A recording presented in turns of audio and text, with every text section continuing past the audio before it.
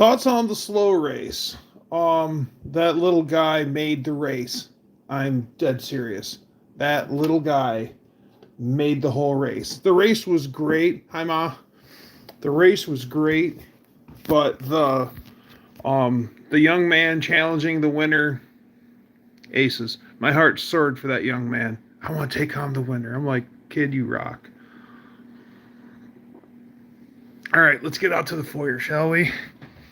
I just went live and oh, my dog's barking at me. Oh no. Big fierce red heeler. Oh no. That's right. And stay gone, she says.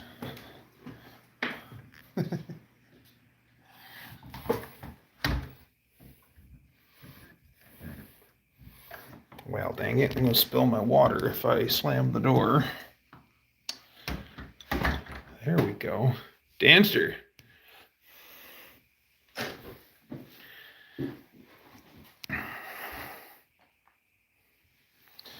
Oh.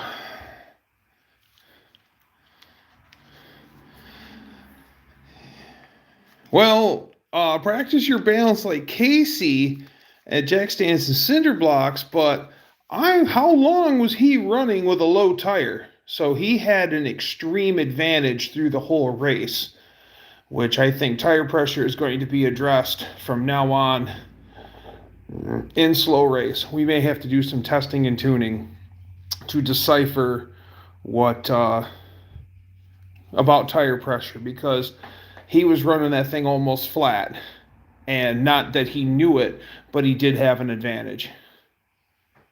So, not saying he was cheating in any way, shape, or form, but he did have an advantage. So we need to address that in the future.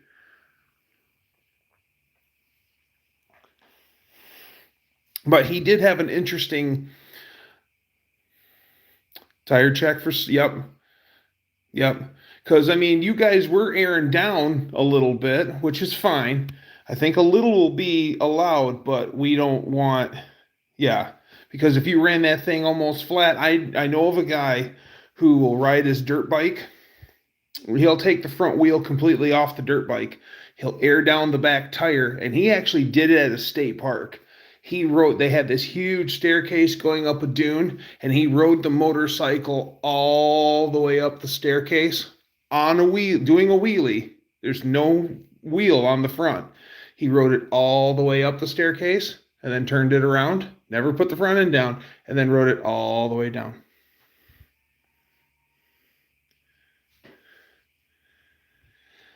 Did I give the tire store an earful? You know what? No, because I knew I wasn't going to get anything out of it. So I just took my beating and I moved on. Nothing more than give him a hot earful for sure, but shit happens. So yeah. I learned something. Trust no man, motherfucker. Which disappoints me because that was the better shop. So everything else is good though. The alignment that they did on that truck is amazing. Oh, Main Street Mopar. Did you see the picture I put up, the thumbnail I put up for the video? Main Street Mopar? You might want to go look at it.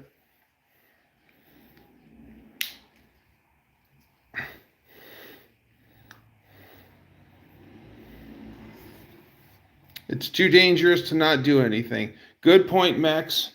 All right, I'll probably give him a phone call tomorrow. So I had an interesting afternoon. So it was rather slow at work today. I'm getting you set up. Why am all jostling and stuff? You've been hanging on to you, and I've got my tripod set up, so I'm going to be snapping you in there, and then everything will get all smoothed out, and there'll be no more earthquake. Ah! So just a second here. Slipped into your little home. Oh, well, there you go. Now ain't that better? Yeah. Adjusted. And sitting right.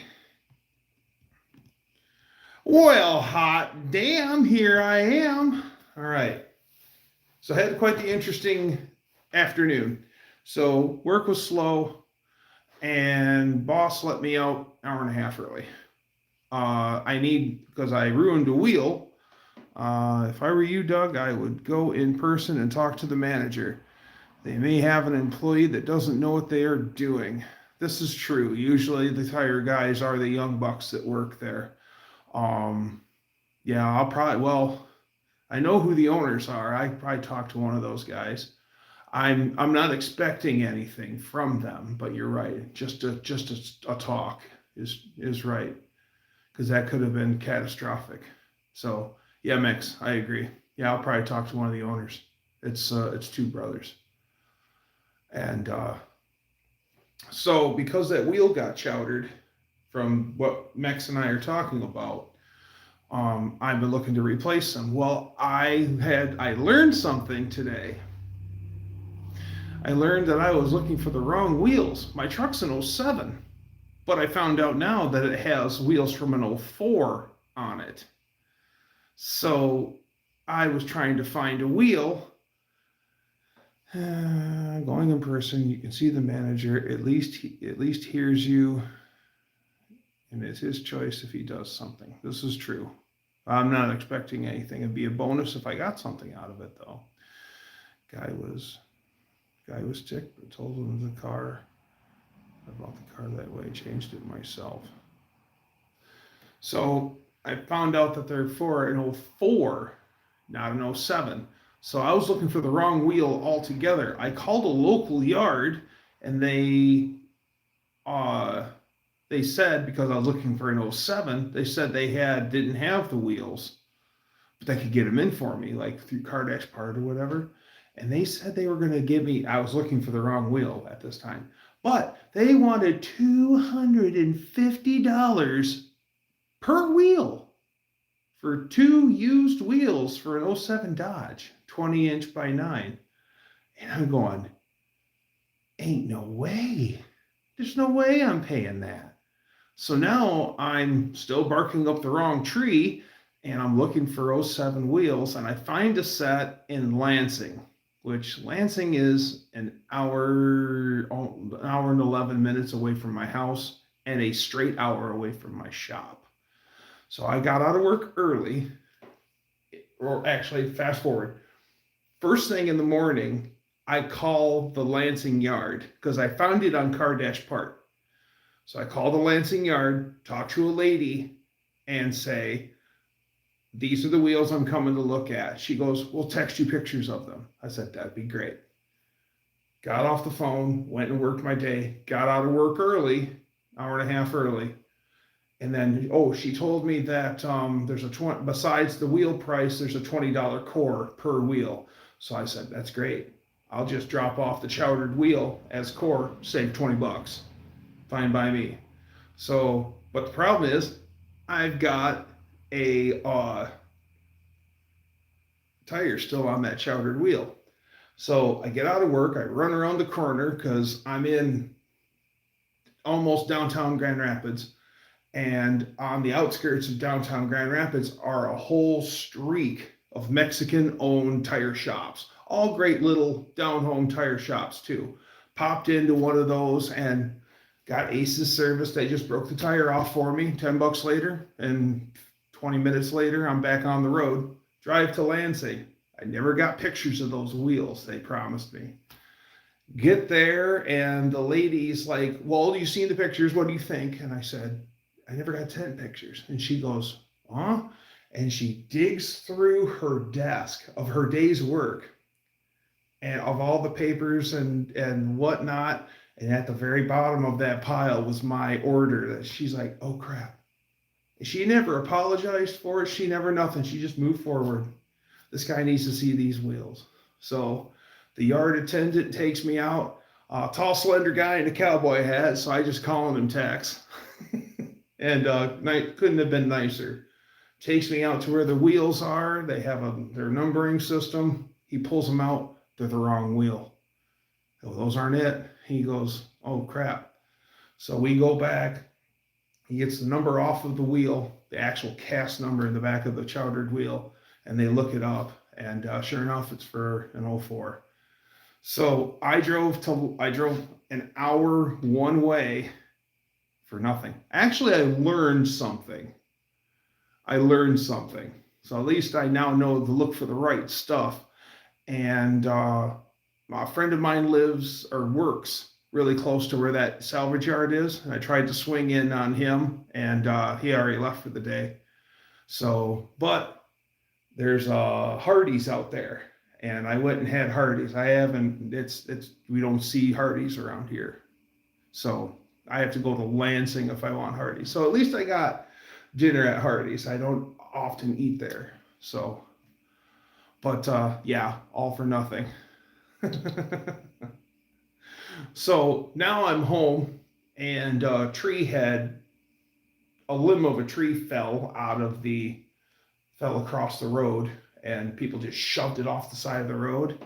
Well, it was so close to the road, people are actually hitting the poor thing. So I dragged that heavy ass thing from across the street into the yard, and I ended up cutting that thing all up. So yeah, that was all sorts of fun with my Sawzall.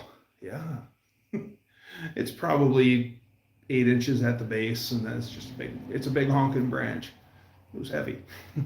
I got about halfway cut up. I see old Dutcheroo in there. I hope Dutch is having fun. Dougster and Company. That's right. Hey, Kev. So at least I now know.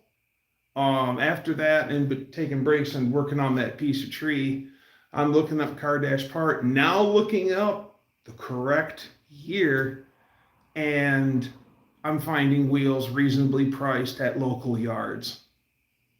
Just got to ask the right questions. Sometimes you got to pay to learn stuff, and I did with my time.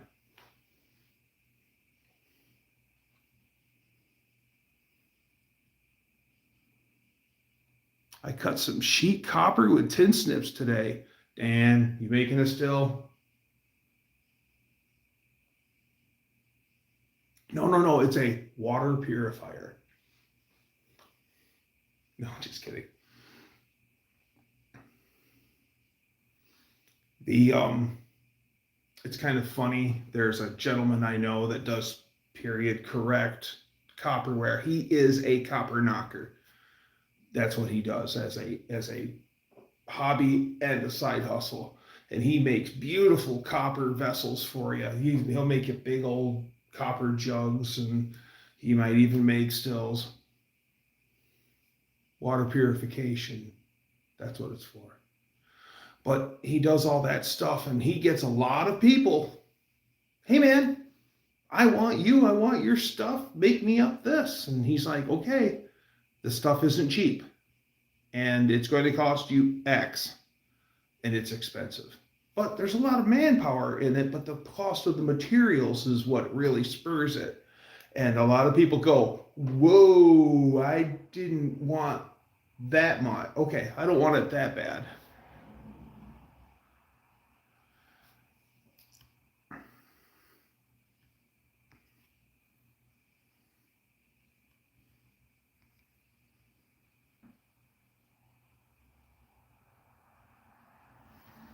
Oh, the spotted cow was good. I'm glad you like that, Mama. That's good brew. Definitely worth bringing some home from Wisconsin. I didn't bring home no cheese. I did get cheese. I did get cheese. I had garlic and dill cheese curds.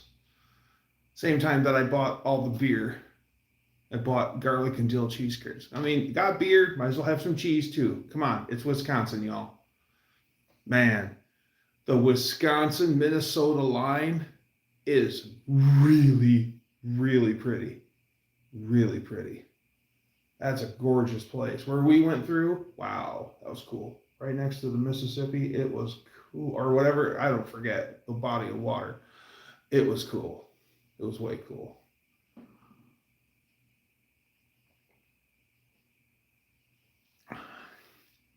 I replumbed my house right before the price of copper went up years ago.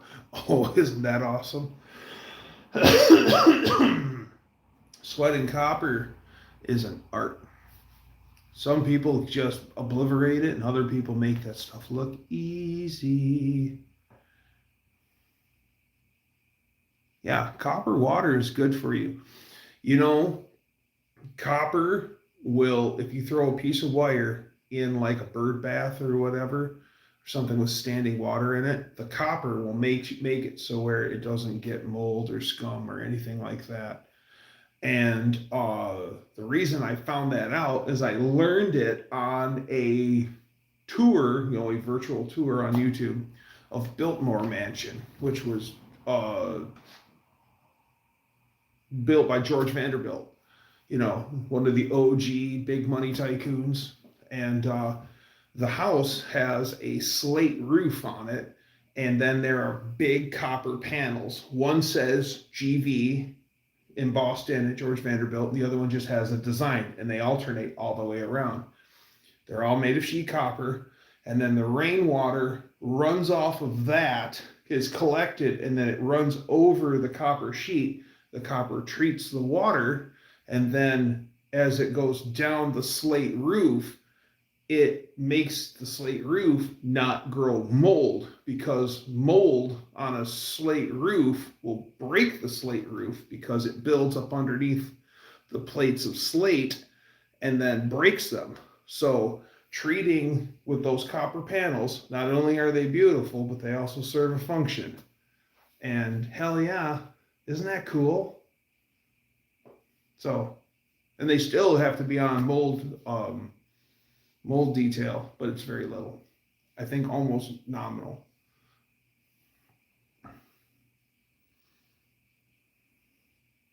Hey, where's my wrench? All right, Kev.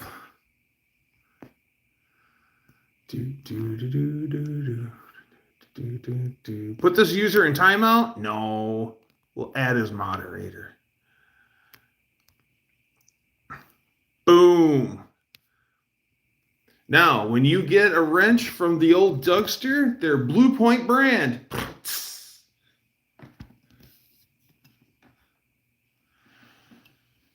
Old copper. ACs didn't have the scum problem, but aluminum ones do. Yes, that's because, yeah, that's exactly it. That's how I was doing, sort of. I had the scum build up on my central AC handler, and a way to curtail it was put copper in the drain pan. Exactly. You got it, Kev. What about my wrench? Oh, geez. God, you give one guy a wrench and other guys are asking for it. Jeez, am I going to be like Oprah? You get a wrench, and you get a wrench, and you get a wrench. Everybody gets a wrench. Add as moderator. Boom. Blue Point Tools, Mean Street Mopar. Blue Point Tools.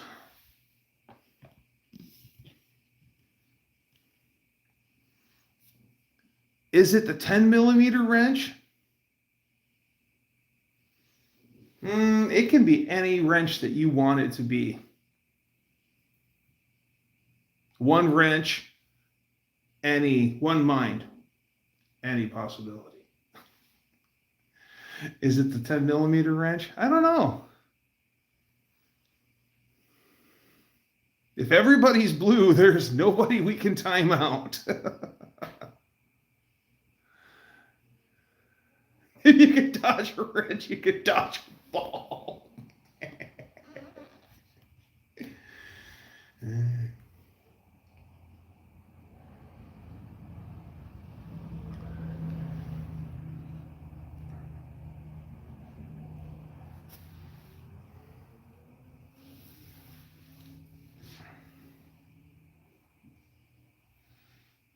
Well, I do like being a little mod heavy on purpose, because in the case that my other people don't show up and I get caught in a spot where I'm modless, and then, all that craziness ensues. So I'd rather be a little on the heavy side of the moderators. That way, hopefully someone is there to help, which you know, hats off to the Blue Wrench Brigade. Thank you, Blue Wrench Brigade. The Dougster is appreciative. I promise I won't hit Dino with my wrench. Do not hit Dino with your wrench. He's just a Kiwi. He'll go splat. I have two cheapo shitty line wrenches from AutoZone. You know, seriously speaking, line wrench. At least it's a Blue Point, not a Snap-on. Only have to make payments so a third of your life.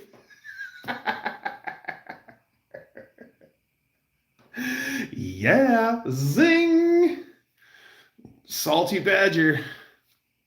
I ended up buying a metric set and a standard set of Hobo Freight line wrenches, and they're combinations. So you know, there's 10 sizes on each on 5 wrenches. I'm glad I did. It wasn't that much more, and I got a way better tool than what I was going to buy from the discount tool place. I mean, they would have done the job, but I only had 3 wrenches and 6 combinations with the cheapo one, and then I only had a standard no metric. And then, so I was going to go to the Hobo Freight and buy the metric one anyway, and I'm like, screw this noise. I'll just take them that 3 wrench one back and buy the 5 at Hobo Freight. Glad I did. That's actually a nice tool. Nice wrenches from AutoZone. Had mine for years. Nice. Jason, what's happening? Patrick, I've seen you in there. Welcome, welcome.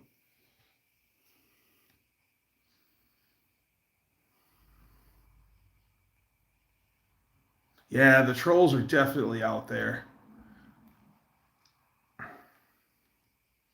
Almost brought some line wrenches at Impulse at Menards yesterday. Those loss prevention goes around me like flies on shit, but I looked at the merchandise before checking out. Yeah. Well, come on, Danster, you don't need to look so shifty, bro. No, just kidding. Dun, dun, dun, dun, dun, dun, dun, dun, dun, dun.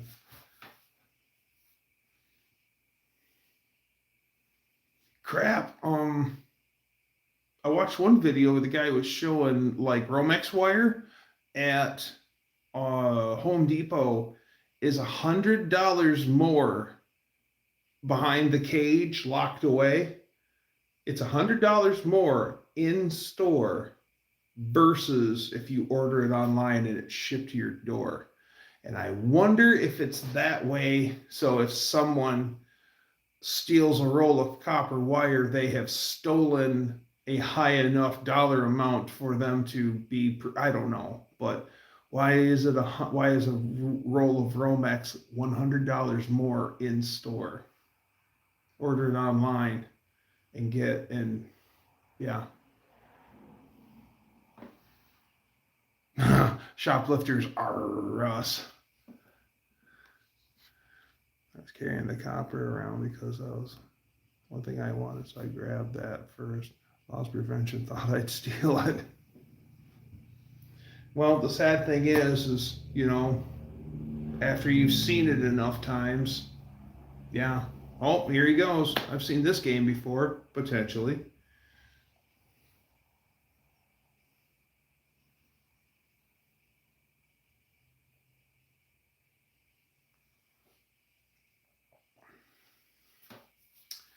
Copper is some beautiful stuff.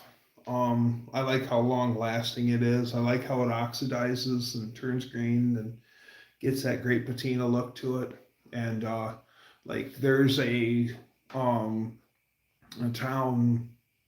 east of me, and it's an old city, and there's one house is they've got a hospital, and this house is related to the hospital, like it started there and then went and moved to where it is now. And this place is just tremendous. It has copper eaves and copper downspouts. Like it's a beautiful house. It looks kind of castle-esque. It's not brick and mortar, but it's got a big column built into the house, and then you go out on the second floor, and then there's a little porch that you can stand on the second level, and it's got all the fancy gingerbread around it and stuff. It's way cool, and then it comes to a point, like a steeple point above the tower. The house is really cool, and that's in the old downtown. On that same street, there is a humongous stately home, and it's a big wide block house. And that is the east side of the house, it has a stoop and a step for a horse and carriage. So if you wanted to get into the carriage from the house and not get wet, you can't drive a car in there. It's made for a carriage. It's way cool. And that house has a horse barn behind it. And that thing, I want the barn. It's all old. It has I'll have to take video. Can I take video of it? Not really. That barn is cool. And it's in city. It's sitting on like a 2-acre lot. So it's got a huge barn behind this humongous house.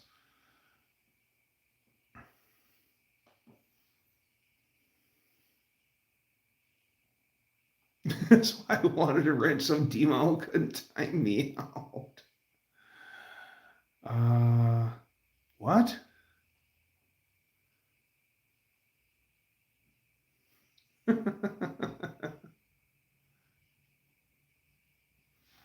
Man, I've never had somebody ask to be demoted. Demote me.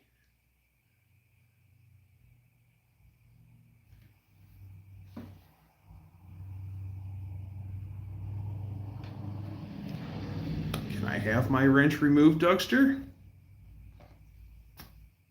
Yes.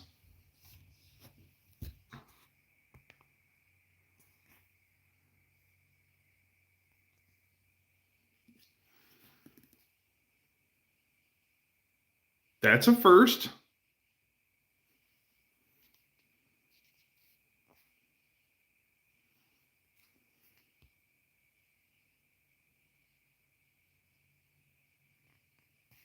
The house and barn is on Google Maps. You're right, it is. You're right, it is. It looked way better from street view, though. And it's really hard to see the barn from behind the house. The house covers the whole front of the property.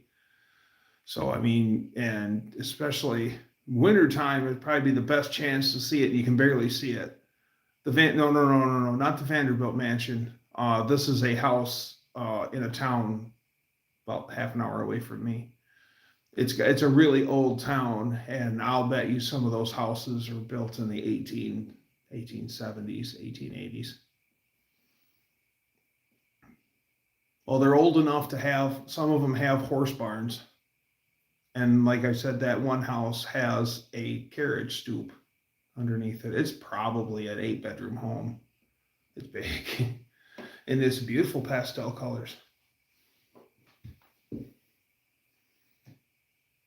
Now, down in Kalamazoo, Michigan, there are a few Frank Lloyd Wright homes. Frank Lloyd Wright was like a legendary architect. Look up Falling Water in Pennsylvania. If you've ever seen that or know of that, that is Frank Lloyd Wright. And the thing is beautiful. Well, his designs are just awesome. He does. And his houses, if you bought a Frank Lloyd Wright house, like everything that you bought a house, he built your house, he furnished your house and everything. And he had right to refusal. If you had something that you wanted to have in the house, he had right to refusal to see if it would work with his theme. So I mean, like dishes in the cupboard, and the chairs, the stained glass in the house, the furniture, everything was Frank Lloyd Wright. It was amazing. Anyways. On Grand Rapids, there's a Frank Lloyd Wright house, and that one's pretty cool. And that's the Meyer home, Meyer. And then there's south of me, there's 3 or 4 Frank Lloyd Wright houses. One of them is an Airbnb, and it's expensive as frig per night. I think I'd still pay the money to stay the night in a Frank Lloyd Wright home, just because I've always been enamored by his work.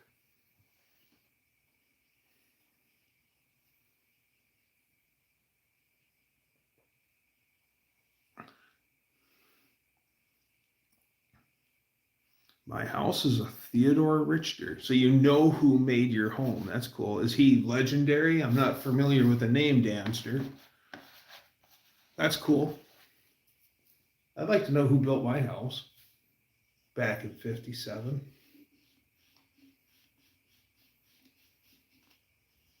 I've got a picture of my house, and it's like an old tax assessment picture where they used to fly airplanes around and take aerial pictures. It's all black and white, and the driveway's dirt, and the picture's taken from the backside of the house, and so it's looking in this way. So I know there's a pickup truck parked like where I park my truck, and it's pulled up to the door, and you can tell that it is two-tone, so it's a dark color and a white top. I think it's mid-60s. Judging by the tailgate, because that's all you see is the back of just a quarter of the cab in the box. And it shows the backside of this property. And then I have a double glass door in my living room. And then the picture, I noticed there's an extra chimney. So my living room had a fireplace at one time. That's kind of sad. But the double window does really open up the room.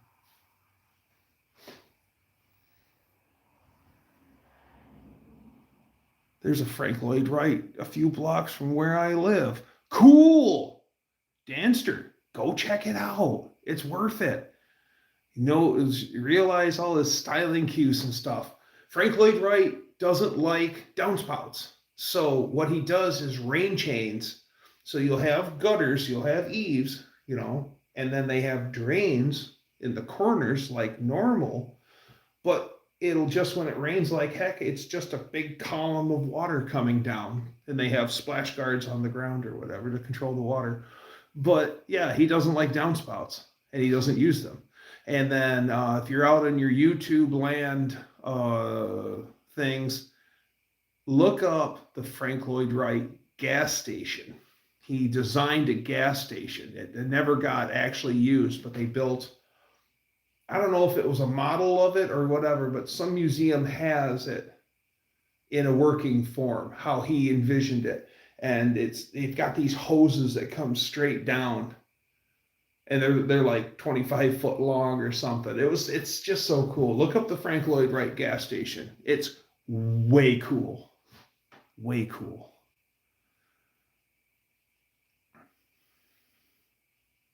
Concise and accurate. Dino with no wrench. That's so weird.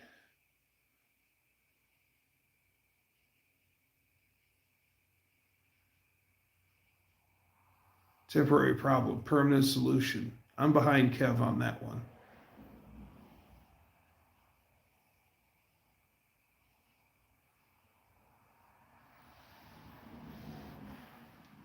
The one here has a flat roof. I think it was built in the 50s. It probably was. Flat roof is very much in his design repertoire. He has so many neat places. He has one house that looks like a spiral. It looks like, from an aerial picture, it looks like a seashell or a cinnamon roll. If you know what I'm talking about, the spiral. The guy is amazing. He built the Coliseum. He and his firm built the Coliseum, which was a venue in Chicago, and that one he made all the statues and the stained glass for all that. Like, yeah, it was amazing the level that he worked at. Frank Lloyd Wright stained glass, his chairs. I mean, it's so, some of it's so damn cool, and it's almost like sometimes you almost go, was he on drugs? or just that much of a free thinker. Yeah, I really appreciate his work. Maybe Frank didn't work on it, but they used other plans for sure. It might have been built after he died. Oh, it's possible. Are you on one of Dakota's accounts? Why does the live keep skipping backwards? I don't know why the live keeps skipping backwards.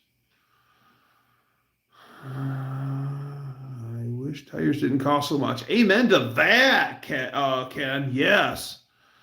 I want a ProTrack N50 15 tires for the back of my D100. $450 per tire. Oh my God, I just want to drive on them. I don't want to make love to them. Holy crap. They're proud of those. Frank Lloyd usually had water feature running through his homes. Yes, yes. Falling water is one of my favorites. What I really like about falling water is they divert water and it comes in a little stream that comes across around the house. And the water feature is also, I think, the reason why he doesn't use the downspouts, because on a full rain, it looks so cool. I've actually seen the Grand Rapids Frank Lloyd Wright house during a rainstorm and watched those water columns. That's pretty cool. It's a stately home. It has a lot of stained glass in it.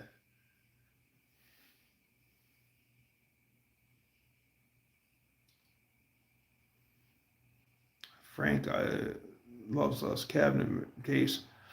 One of the things, they take you for a tour in one of the homes that he built, and it actually, the guy says, nature is in full effect in this house. He goes, you'll notice that the bedrooms are small.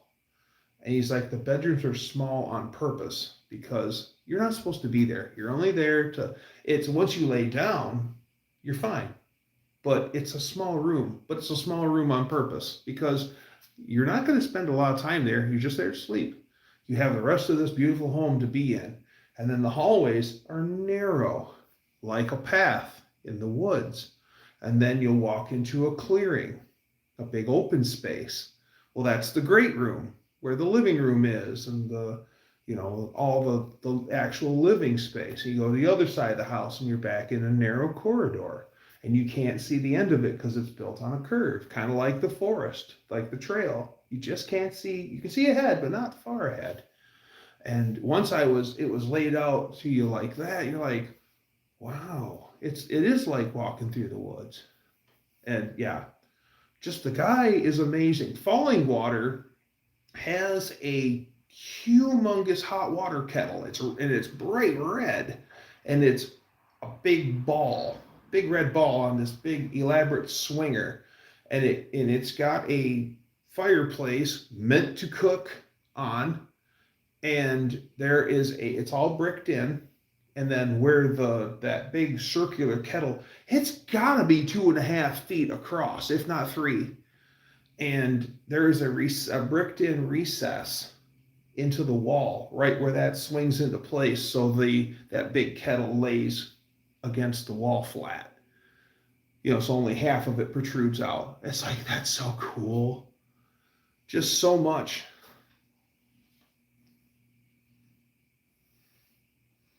The FLW here is on, Frank Lloyd right here is on Rawson Woods Lane. It's like 2 blocks from me in distance, but typical of Cincinnati, you have to walk like 5 blocks to get there. Yes, that makes sense. Boy, Danster, that would be cool video. Wouldn't show your face on that one, or your cars. Yeah, Frank Lloyd Wright is so cool.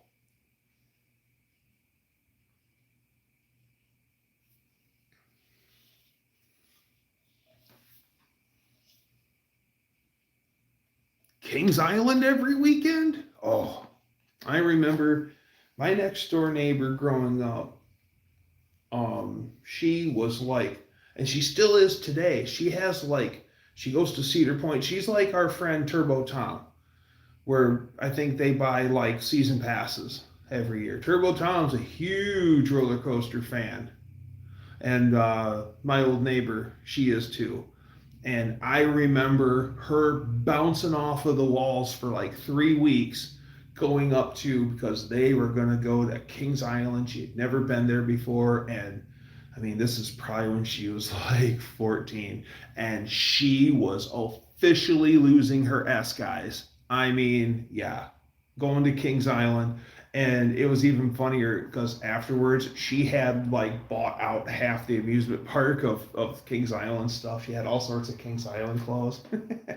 Rightfully so. Hey, if that's what you're into, right? I need to go see it. I might have driven past it once. Oh, me likes Kings Island. I've never been to Kings Island. I've only been to Cedar Point.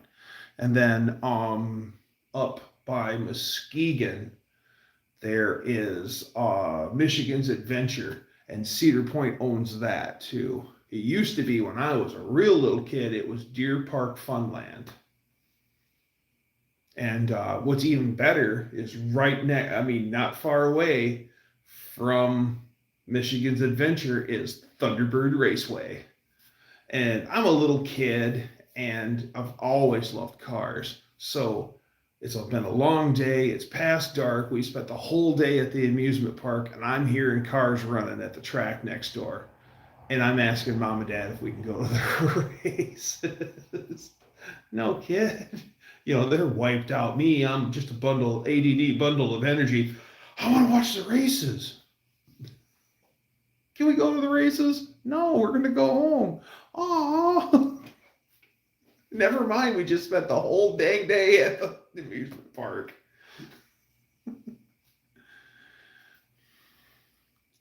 And the fake Eiffel Tower? Terrified of coasters. I'm not real big fan of heights. So, and coasters just don't do it for me because you've got the heights and then you fall.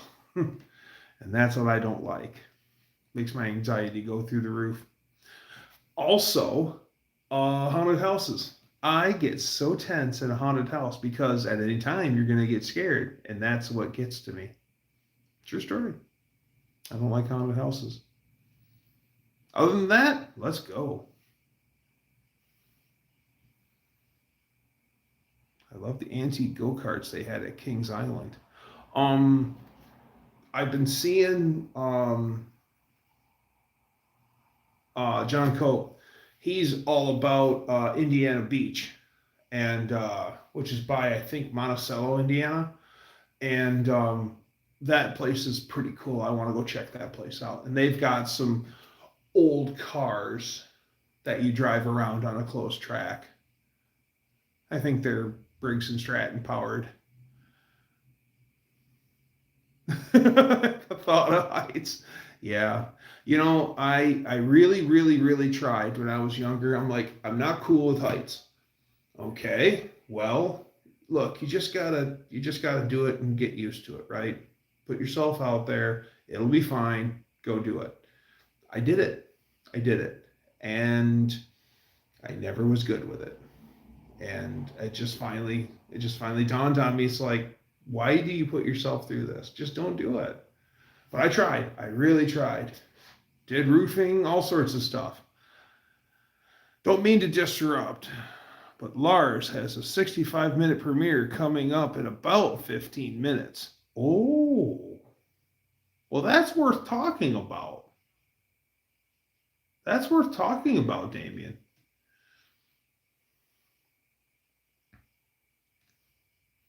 I am fearless on the 8-foot ladder, though. Yeah, my last job, I worked for a guy who was just an old hard ass. He can be great to you, he can be terrible to you. It just depends on the day. But it's one of the guys that you like and hate all in the same stroke. Just depends on the day. And anyways, I'm usually a high-low driver at this facility, and he wanted me to get on the man lift and go up to the ceiling, which is like 40 feet, to do something. And I tell him, I'm like, I'll do just about anything you want me to do here. I'm not cool with heights. I'm not cool with heights. And he tells me, I didn't ask you if you're good with heights. I asked you to go do that. Okay. Now, the safety guy, I'm a big guy, by the way, if you haven't noticed. Safety guys, all big, everyone has to wear a fall harness. Okay, so I go get a fall harness and I try to strap the fall harness on. Well, they don't have one in Doug's size. So I come to him and I'm like, the harness doesn't fit me. And I show him that the harness naturally doesn't fit me. And he says, just put it on so it looks like you're wearing it. So if somebody sees you, you're wearing it. And go up there and do that. Okay. So the building has windows. After you go 45 feet in the air, the building has windows, big windows up there. And then the building is built onto a hillside. So where you employee entrance is on the backside of the hillside. So you actually walk into the basement of this building, and then you go up to the production floor. So I'm more than 45 feet off the ground, and I get to look outside the window and look down really far. Yeah, that was great. And then finally got what I needed done and come down, and yeah, that sucked. Thanks, boss man. I've fallen from 40 feet up a pole a few times in my career. Well, that is not cool. That is definitely not cool. Someone I knew growing up fell off of a roof and broke his arm. Had to wear a cast and everything. All healed up. Next year, doing roofs again in the summer, falls off another roof and breaks his arm in the same spot again. Had to wear a cast, and this time they gave him some little battery packy thing that he had to wear with his belt, and he had wires that ran into the cast, and it was giving the affected joint electrical pulses so it would heal faster. This is like 1990 technology. The battery pack was huge too. It had to have been 6 inches wide, 4 inches deep, and maybe 6 inches tall. It looked funny. Looked funny.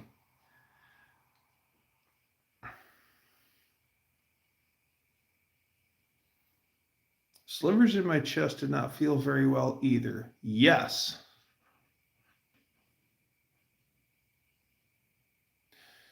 Yeah. Bye, Max. Take care. Great seeing you.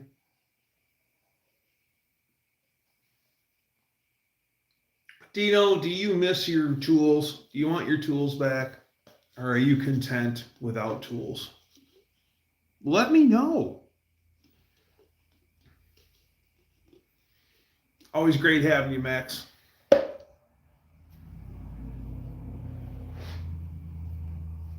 Someday, I want a rust-free car out of Mexico supplied by Brother Spec. Why? Because I can.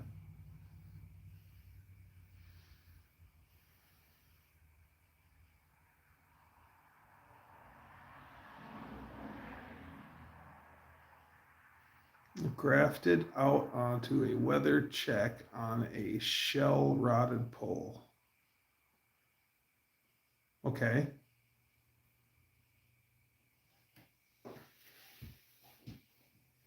I can do that, Doug. I can make a double package with Dean's car. Oh, I'll have to get Dean's car to the port for him. I'd do that for him if I could.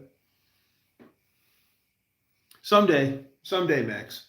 Someday. I don't know what I want, but like when you were talking about that 57 Dodge wagon, that would have been, if I had the money, I would have pulled the trigger on that. Yeah, that would have been cool. Someday. I really want to know what last year's slow race microphone really was. Your idea of some kind of key for a machine was actually a great idea. I don't know what it is, but it's got the pin in the middle of it, so it centers it somehow. And then, but it's got that big, heavy, I don't think it's made to turn something though. I think it's made to center something because it has that big metal band on it, but there's nothing that would grip it. So if I put it in there and twisted it, but that's what it keeps bringing me back is that locator. Why does it have the locator? So I don't know. It could be, I don't know what it's for. It's definitely neat. And it wasn't used to beat anything because there's no marks on that steel band. So I don't know what it is. It's skookum as frig, though. Had to slide down the boom on a bucket truck when it got stuck in the air a few times as well. Oh, yeah. Now that sounds like fun. Mrs. Dutch Guy, well, hi. I've met you before. Welcome. That's awesome. I got Dutch and Mrs. Dutch. Wow. I like riding in Mrs. Dutch's pickup truck. That's a nice ride. I'd like to go for a ride in her station wagon. Yeah.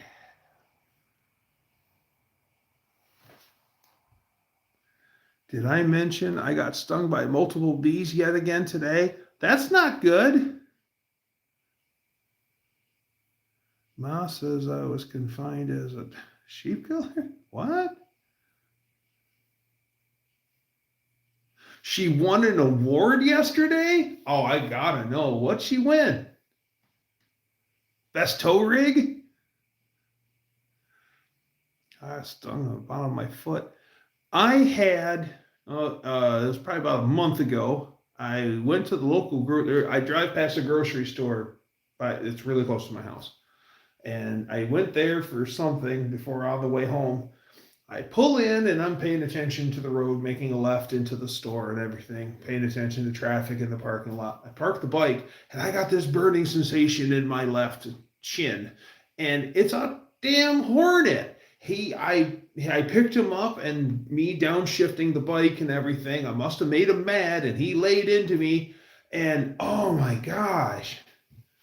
That hurt and couldn't reach down and swat him or anything because I'm trying to keep the bike right. It was terrible. Big block wagon for the win. Yes. And what I like is the wood grain. And how Dutch is really trying to make it a premier wagon with the best trim options. So that's the best part is it's the better wagon. Had one sting me as I was pulling into the driveway last summer. Son of a bitch flew into my truck and stung me. The best advice that I can give with bees or hornets is leave them alone. You know, people, a bee or a hornet will start checking you out, and people are instantly they treat it like a fly, and that's the worst thing that you can do. Because they're that guy at the bar. He'll throw down. He will throw down if you get in his face. But if you just leave him alone and let him do his thing, he's fine. He'll just leave you alone. That's the same thing. The bee or the hornet's going to throw down if he's confronted. But if you're chill and cool and don't mind him and just leave him be, he'll come check you out. He won't bother you at all. Just don't piss him off. And a lot of people don't get that. And they're like, I'm allergic to them. It's like the last thing if you're allergic to them, don't swat at them. But it seems counterintuitive. I had one lady who was swatting at them. And I'm like, and she's allergic. And I'm like, don't swat at them. Just let them check you out. And they'll come check you out and then be on their way. 2 of them did that, checked her out and left. She was at this time maybe 60. And she was bawling like she was 3. from the stress. And nothing happened.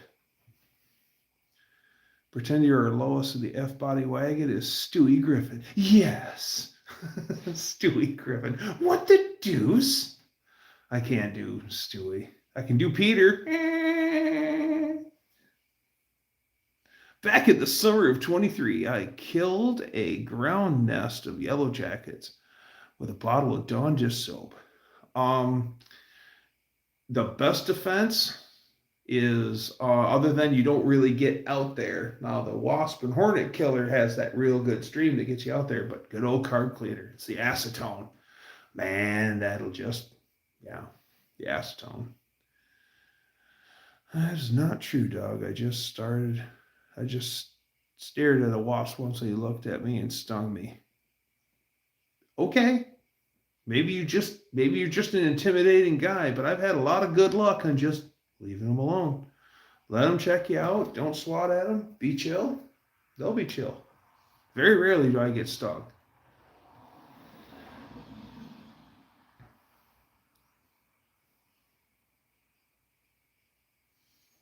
Only fight bees at night. Yes. If you get a ground nest, that's real easy. All you need to do is put a pickle jar over it. Wait till nighttime when they all bed in, go in for the night, and then just take a glass pickle jar and put it over the ground bee nest. They'll be done. Now, if it's honeybees, hornets are one thing. Honeybees are another.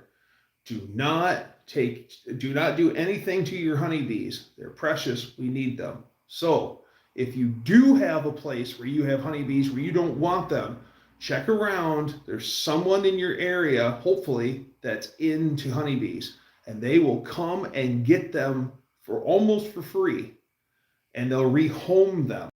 You can rehome honeybees.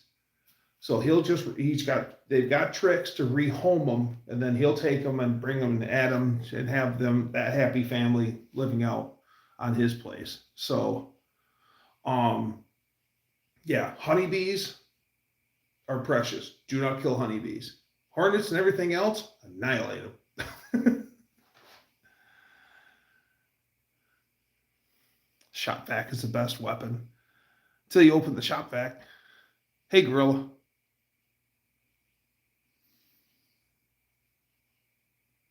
And put a screen over it. Yep. I found out that like I have cracks in my asphalt driveway.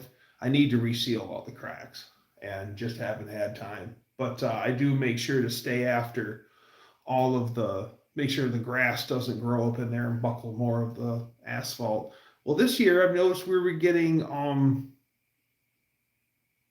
anthills in there. And I use my weed killer is just white vinegar, Dawn dish soap, and a cup of Epsom salt. And it works great. It dries them right up to a crisp. It attacks the water. It just dries them out. So I found out, I researched it and figured out it's true, but I sprayed an anthill only because it was in the driveway. Otherwise, I don't bother the ants with that vinegar stuff. And it 86'd them. They don't like vinegar. I researched it and found out, oh yes, they do not like vinegar.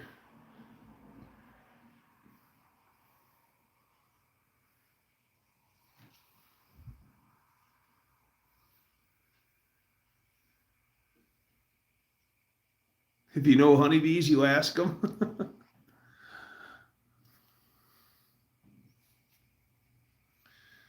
We're Romanian a little on my dad's side, and my black paint can get the driveway. Looking good. Yeah, I need to fix all the cracks and reseal it. And that's just not going to be fun. I love laying and having my asphalt smooth. I did roading engineering for 32 years. Datsun B210 Honeybee or a Dodge Super Bee? Yes. The Super Bee story is actually kind of interesting because you had Plymouth Roadrunner. Well, Dodge didn't have a car yet. So the guys were taking a little bit of a few parts from other cars and throwing them together on a Dodge. And because it's a B body, they nicknamed it the Super B, B as in Bravo. And then as a funny, someone come up with Super B, and then because the first Super Bs had the same grill in them like the Roadrunner had. And then in 70, yes, in 70, they got their own grill that we all know, which are B wings. It's two B wings out there, I believe. That's what they're. So yeah, it got his own grill, and that's how the Super B was born. Another fun fact: the Dodge Charger was the car used to make the original winged cart, the Charger Daytona. And then Richard Petty quit working for driving for Chrysler and drove for Ford for the '69 season because he drove Plymouth. They weren't making one of those for him, and he said, "I'll go drive for Ford." They said, "Go ahead." He did, and they brought him back. And how they bring him back? He wanted a wing car, and they said, "Done." And they made the Plymouth Superbird just for the king. That's the only reason. They never intended to have a Plymouth, but they made a Superbird just to get the king back driving for Chrysler again. And the Plymouth Design Studio couldn't let themselves stay away from the design because the original design of the Charger Daytona has the best coefficient drag and everything. Well, the Plymouth Design Studio had to tweak everything just a little bit to make it separate from the Dodge. So a Superbird in stock form is a tick slower than a Charger Daytona because what they did in styling cue changes also slowed down the car. But I mean, it's just a tick. I mean, we're not talking about anything drastic, but a Charger Daytona is just faster. Super B's with the split grill was the last minute mold. The main designer was a drunk and forgot to finish the design, and you get the ugly split grill. I like that grill. I like the B-wing grill, and I like the little this on the hood. I like it. I like it. I like Mopars, though. Sounds like the musical Super Information Highway. I've heard somewhere out in the United States there is a stretch of road that's groove pavement that you're supposed to travel it at a certain speed, and it plays a song. That would kind of be cool to check out. Fugly girl like mine. The difference is the 0.29 versus the 0.305. The measurable light comparing the guy who identifies as a full 1.0.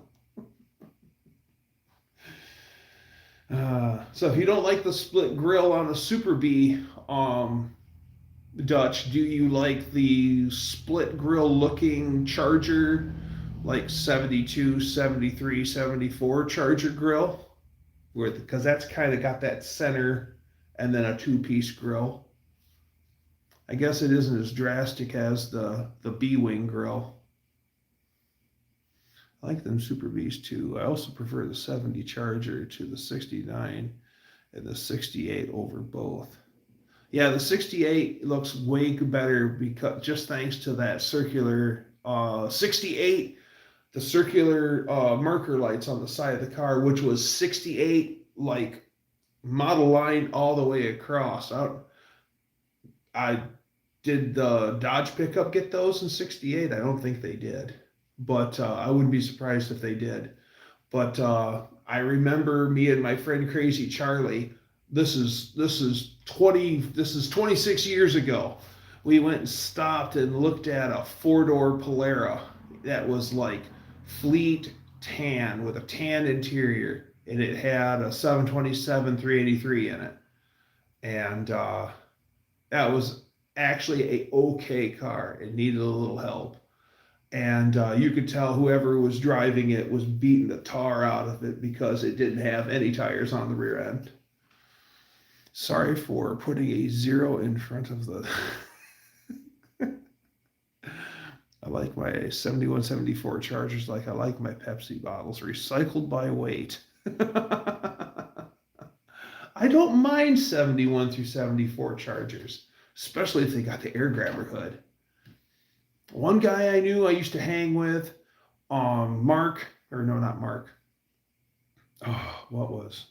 He ran with Mark. Anyways, it doesn't matter.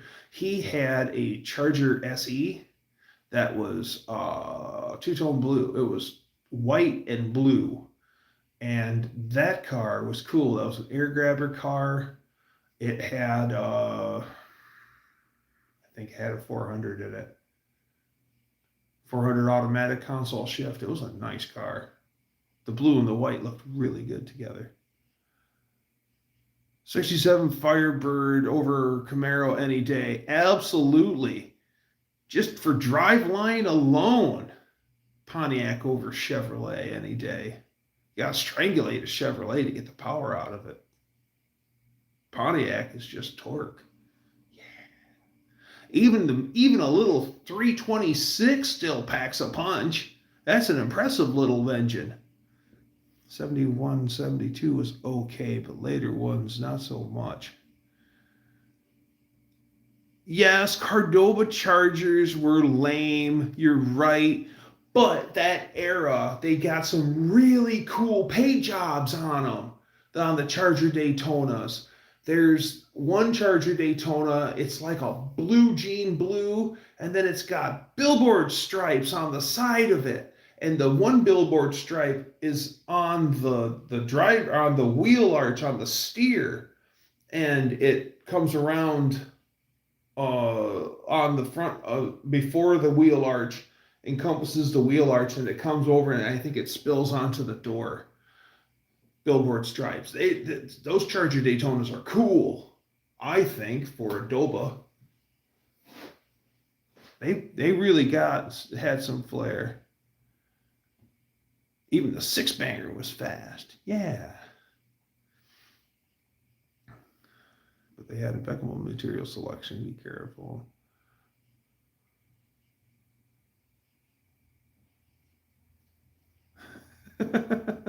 Only stickers. If you could have your dream build muscle car from any year, what would you do it? Year, make, model, and what would you still do to it? Oh, build a muscle car. And what would I do to it? Money's not an option.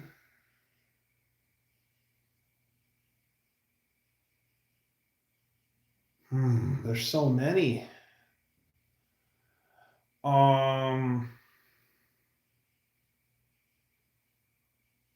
don't even know if you consider it a muscle car. This would be more like a banker's hot rod. I would love to do like a 69 or 70 Grand Prix SJ, which is the higher trim line that came with the 428 Pontiac in it, 428 HO. And so that thing's already a screaming demon, beastly animal in stock form. And then I would probably go absolutely crazy on top of that. It would have to be a dual quad Pontiac. It would have to have all the best Butler performance parts in that 428. And I would just make that thing a fire-breathing dragon with working AC, and it cruises great down the highway. No, it would probably be fast as frig. There's so many I would have. A 65 Grand Prix 421 dual quad 4-speed car, really stoutly built, would be a lot of fun. Of course, who wouldn't want a 69 Roadrunner, like 446 pack car? That'd be great. And then I just go absolutely, I'd probably have a 545 cubic inch big block Mopar based on a 440 in that Roadrunner. I've always wanted to build a big inch, big block. I will someday. Maybe Shock Truck someday will get a big inch, big block. I prefer the 7172 Grand Prix for the single headlight. 7172, yeah, yeah, for the single headlight. Yes, I agree. I agree. Whoops. Once you pop, you can't stop. 69 Super B, 426 4-speed, Dana 60 B5 Blue. Yes, yes, and yes. I throw a good 1,500 at it for horsepower. At least. That's where we start. Actually, you know what? Seriously speaking, I've heard of car builders around here. Like, people are asking for 1,000 horsepower. Okay, you want 1,000 horsepower? Absolutely, 1,000 horsepower. Okay, fine. You know, here's this big fancy car, and here's the 1,000 horsepower mill. Okay, there you go. Dyno proven. It makes 1,050 horsepower at, you know, whatever. And then these guys are taking them out, and they're scaring the living bejesus out of themselves because they've never driven anything with 1,000 horsepower before. And then they're actually coming back after spending all this money. Most of them are actually like, can you take power out of it? It's too much. I'm going to say what everyone else is thinking. Jensen Interceptor is the best muscle car, hands down. Yes. Yes, yes, yes, yes, yes, yes, yes, yes, yes. Agreed. Jensen Interceptor. My Jensen Interceptor in my dream garage is 440. It's a 440 SP, meaning it's a 6-pack car. 440 SP, preferably manual. I want it in British Racing Green, and I want a tan interior. I think that would be a beautiful car. And then what was the other Jensen car that they never made? The Nova. Yes, the Jensen Nova. They only made like one of them. It was a prototype car. And once again, had a Chrysler mill in it. Yeah, look up a Jensen Nova. That's a pretty cool car. That never seen the light of day. But yes, a Jensen Interceptor is so cool. At first, I didn't like the back window of the Jensen Interceptor, but after you figure out everything else, yeah. My friend's Crazy Charlie's dad, Chuck Sr., he always wanted a Jensen Interceptor. He was a hardcore Chrysler guy too, and his dream car was a Jensen Interceptor. And this is a guy who used to drive, 500 horse big block Challengers daily. Like it was nothing to have a car on dry asphalt want to exchange the tires front to rear. It just wants to spin out. And even better is Crazy Charlie's mom was also driving these cars to the flipping grocery store. They had a 300, and I think it was a 68 or a 69 300. They bought it off of the service manager at Highland Chrysler Plymouth, which is no more, in Kentwood, Michigan. And the service manager at that time got all of the high performance parts because he's the service manager, and he on his free time was putting all the parts onto the 300. It was a triple black car, black interior, black top, black paint, and coupe 300, or I think they all were coupes. And it had a 446 pack on it, and the thing was a badass ride. They bought it used from the service manager, and that was Crazy Charlie's mom's daily. Yeah. What a badass lady. She drives a fucking 6-pack 300 to work and to the grocery store and picking the kids up from school. Yeah. And yeah, she could drive those things. She could handle them too. One time she blew a steer tire on that big old car at 120 on the highway, and she kept the car on the road. Impressive. Didn't wreck out.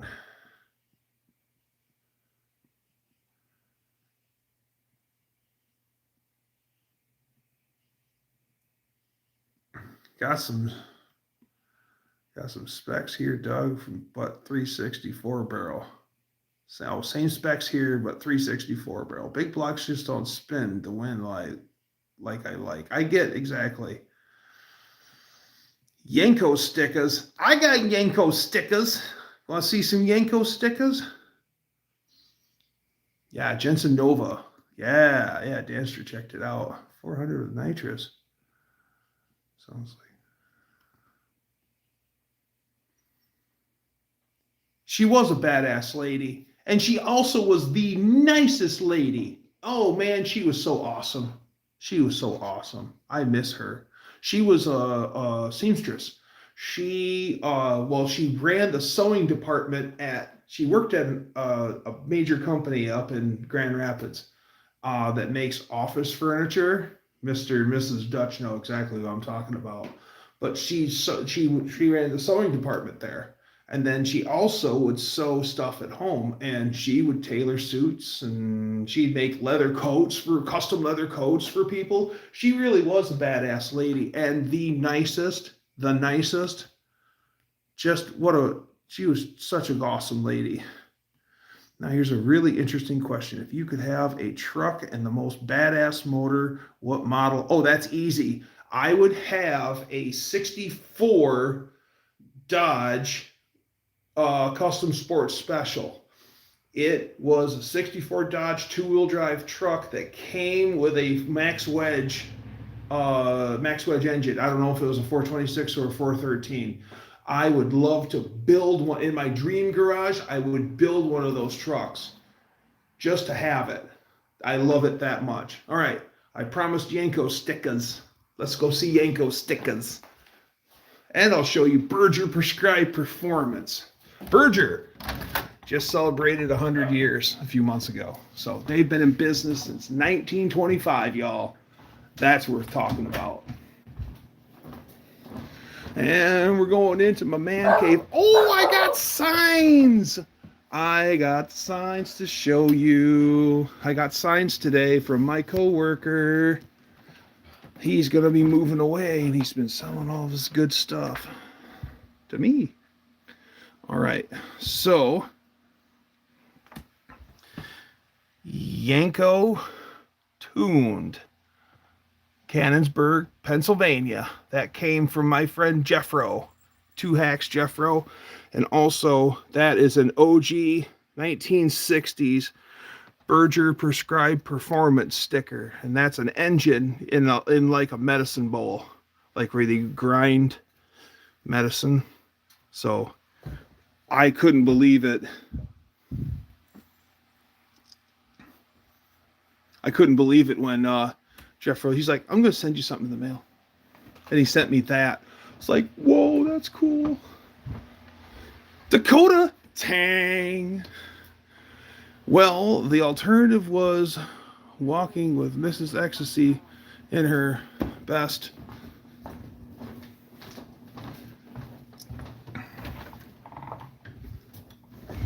I totally forgot that Lady Dougster was sleeping. Oops. My bad. Totally forgot. So, man, I goofed up.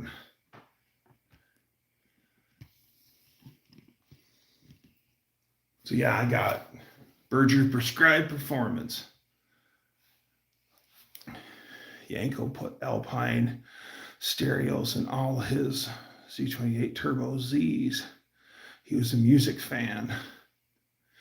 Alpine stuff is good.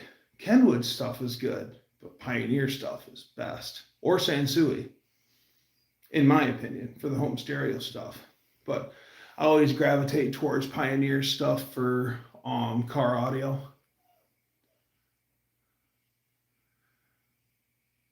Had a Learjet stereo on my first car. Interesting.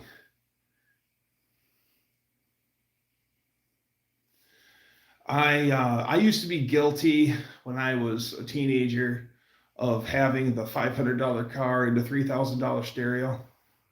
Yeah, that was totally me. And then I realized that it ain't worth investing your time, money, and effort in. And I just I got into it for a while and then ended up, I still appreciate good tunes, but I'd rather go, if I was to build a stereo today in a car, it wouldn't even hardly have any bass. Like my bass would probably be 8 inches or 6.5 inches. I want it clear and I want it precise. Like I want to hear an ant fart at 1,000 yards. One of my best friend's moms had a 69 Super B, brand new, 446 back 4-speed. She always regretted selling it. Oh yeah. If you could have the most badass UTV on the market, what would you have? I'm pretty impressed with the Honda Pioneer. My cousin Henry has one, and we went for a rip in that thing, and I was totally impressed. It's a 4-door. It's got 2 seats in it. We had me, Henry, the dog, his daughter, his son, and we're cruising around on the property. It's got an inline 4, 1,000cc fuel injected, and the 4-cylinder lays on its side, I believe. I've never seen the engine, but it had a ton of power. It was smooth. It drove great. And it actually has a shifter on the dash where you can have it like in golf cart mode where it's 1-wheel drive, or shift it over where it is, you lock the differential so it's 2-wheel drive, or you can engage 4-wheel drive. And that was really cool. That thing was also mucho expensive. He's had it for a number of years, but he takes care of his stuff. And that thing is probably 8 years old or 9 years old now, and it's still just an absolute unit. My boss's 70 Challenger 346 pack videos on my channel from 4 years ago. 346 packs are just damn cool. Now, the actual Trans Am cars, what those engines were supposed to be, they weren't 340s. They were de-stroked because they had to meet maximum displacement of like 5 liter. So it was like a 305 or something like that. So they actually de-stroked them.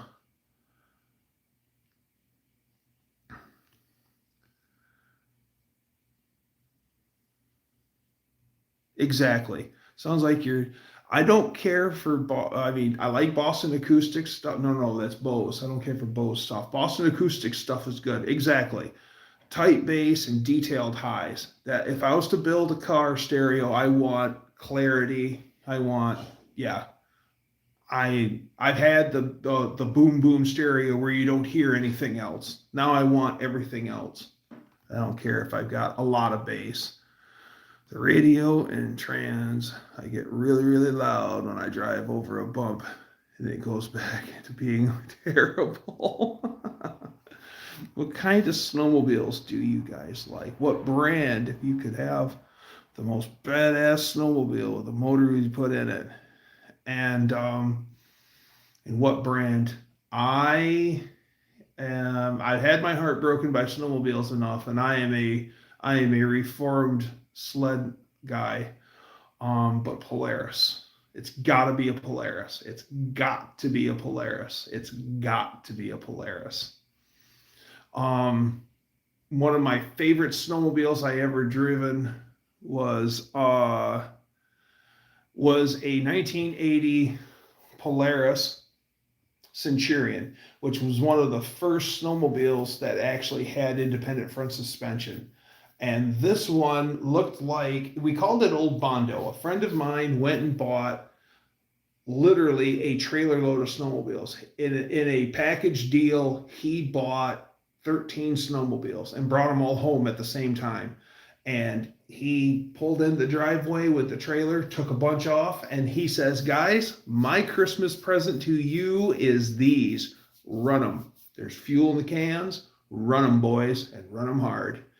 Well, there's everything there. There's a VMAX 750 that I really enjoyed driving. There was a Polaris 600, an Indy Special 600, or no, XCSP. There was a 600 3-cylinder XCSP that I really enjoyed riding.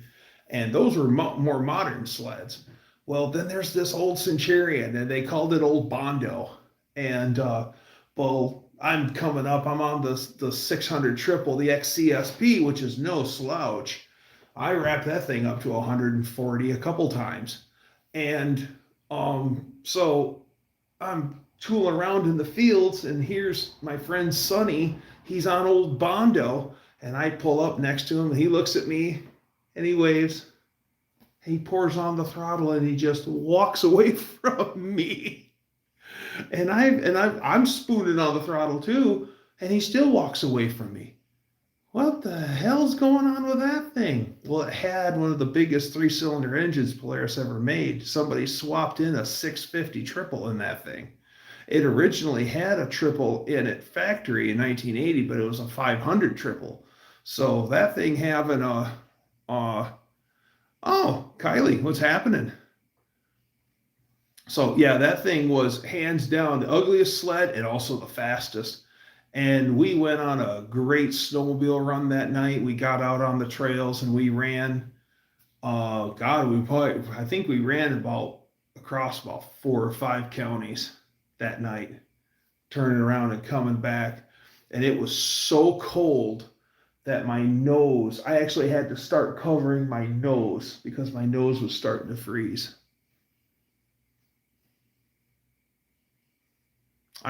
No, I don't have them. They're making the 650 again.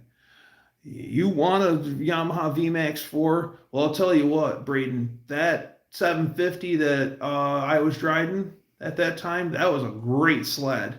That was a great sled. That 750 pulled. It pulled hard.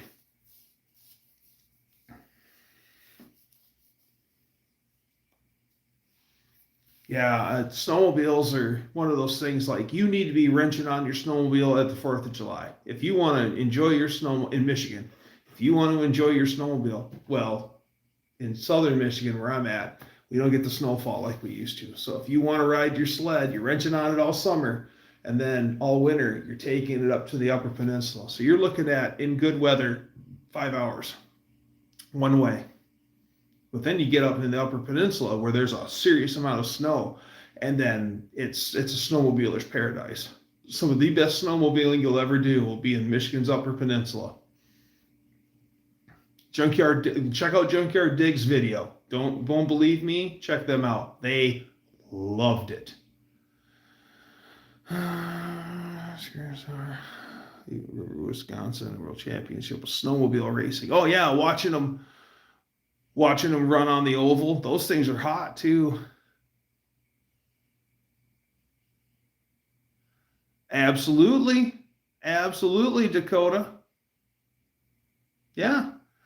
You know what, Dakota? What would really, if you wanted to be real hardcore and have a cool rig, go find a Pontiac Trophy 4, which is the passenger side of a 389 Pontiac. Put that in a sled. That'd be cool.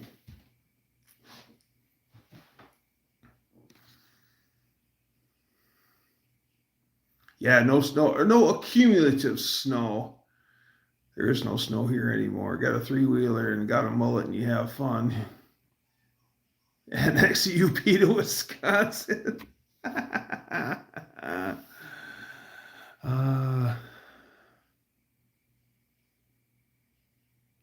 No, not Pole Barn Garage. It was just Angus and Kevin. They drove a old bullnose IDI Ford. We don't hardly get any snow in Georgia. Just rain, depression in the wintertime. Oh yeah, Eagle River, exactly. I think Eagle River, yeah, there's good. I think, that you say that, Junkyard Digs and Angus, they went to Eagle River too. And then they went to the UP. Aren't Kevin and Dalton brothers? No, they're just friends. Oh yeah, the boat engine failure Ford. That truck, that blue and white bullnose Ford, man, that's a good looking truck. The color combo just pops on that truck. I'm kind of biased towards that body style of truck because my grandpa had a bullnose Ford pickup in Battleship Gray, and then he ended up giving that truck to my uncle, and then he went out and bought a Ford LTD in the exact same color, that same Battleship Gray, and I didn't like the color on either of those vehicles.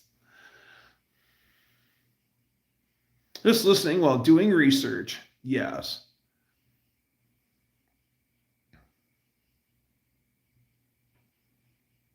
There was a good car show over the weekend at Otsego Creative Arts Festival. I didn't even know Otsego had a creative arts festival. Ooh, Casa Real is a good restaurant in Otsego. That's a good place. Almost as good as the Beltline Bar. You guys ever come up to Grand Rapids? Go have a wet burrito. It's burrito with sauce on it. That's what makes it wet. Have a wet burrito at the Beltline Bar. It's good. So you're going to switch to third gen Steelies with dog dish hubcaps since your wheel accident. You know, that would look good, but I'm looking for the 20x9 aluminum wheel. Yeah, the hubcaps would look good. No, I'm going with I like the big bright wheel. I want to go back to that. No, I haven't been to the Sioux 500, and I want to go. I want to go. There's a guy who's in my area, and his name is Doug also, and he is a frickin' legend. Like he makes two strokes sing. That is his thing. And whether it be snowmobiles or anything two stroke, he just makes those things monsters. At the International 500, he made a bet with all the guys. Oh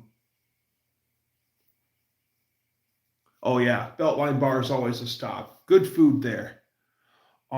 He made a bet with everyone up at the International 500 that he was going to show up with a 20-year-old snowmobile and build it his way and set it up his way. And he was going to lead the race with it. And so he built his sled, and as promised, he's there. And then they're like, go, and the whole team takes off, right? Doug isn't even driving yet. They're like, Doug, race started. He's like, that's great. Yeah, that's great. And then they're into it now and going. And then after like an hour into the race, then Doug comes out. And the video, my friend Mike showed me the video. The camera's on the handlebars of the sled, and all he does is just pass everyone. I am dead serious. He comes in and he's passing them in the corners. He's passing them in the straightaways. He's passing them here. He's passing them there. He's passing them everywhere. And sure enough, he waves his hand. That's to signify that he's now leading. And he proved his point. He came in during the race, dead last, worked his way up to first place, and then he pulls in and pits. He only ran a number of laps. Pretty impressive. On a 20-year-old snowmobile, built his way and set up his way. One place that he used to live, you drove up the highway, and the family farm was adjacent to the highway, and they had a pond, a big oval pond, and you would see an oval on the ice where he was testing and tuning. The guy is a freaking evil genius when it comes to making snowmobiles and motorcycles two-stroke fast. The power of Doug. Dean Stevenson, thank you for mentioning it. Buff wants to do a proper burial. Oh, burial? No, not old two-stroker. The 90s dog juice. Paint match the Steelies. That would look good, though, Dutch. That would look good. Welcome from New Zealand. And the sheep are bored. At least they're not nervous.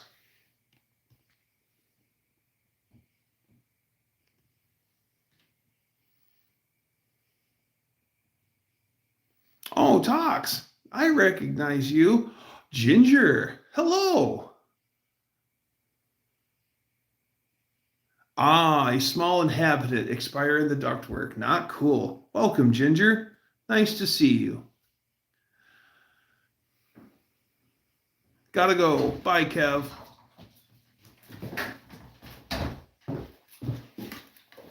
Paint match Steelies to black Steelies.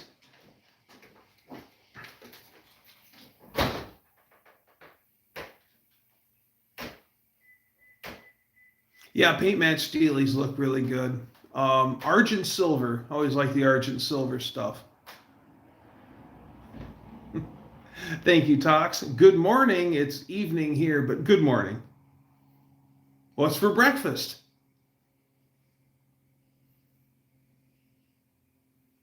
Yeah, paint match Steelies too. It does look good.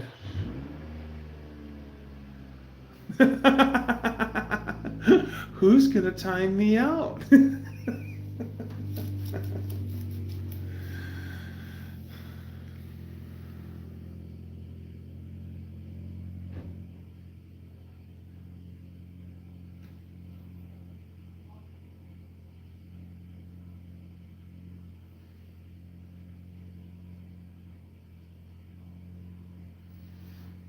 Be cool to check out Japan. Be cool, very cool to check out Japan. The Japanese woodworking is amazing stuff. Amazing stuff. Those guys are, yeah, those guys are on a whole new level.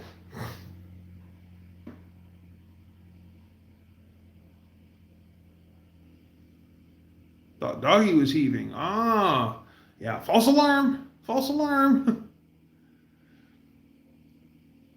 Kind of like when your cat goes, like, oh no.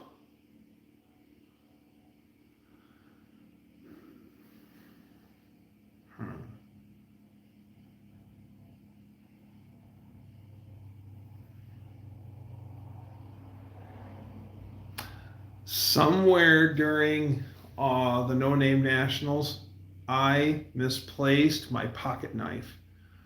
And it is a last of the Made in USA Schrade pocket knives. They stopped making them in the USA around 2000.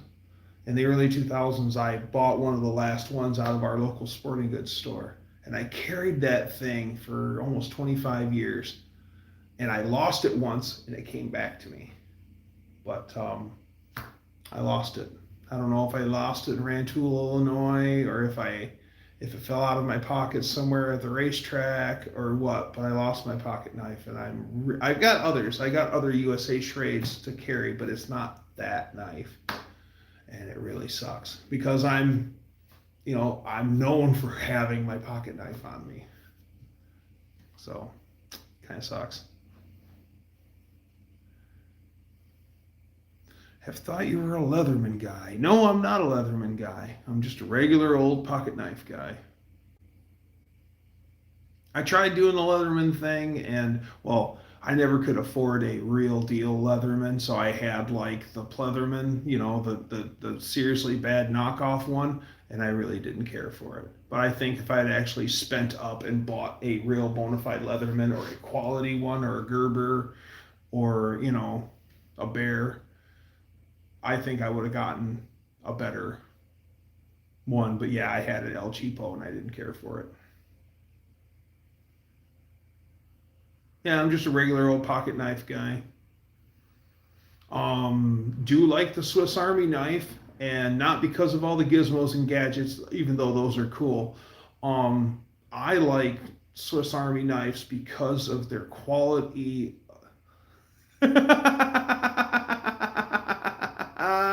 Kim got it, the Pleatherman. Not because of the uh all the gizmos on a Swiss Army knife, but the quality of the steel. That Victorinox stainless steel, it's unreal. It sharpens up the best. It holds an edge the best. It is just, it is just amazing. Gerber. Winchester knives, I think, well, yeah, Winchester makes knives.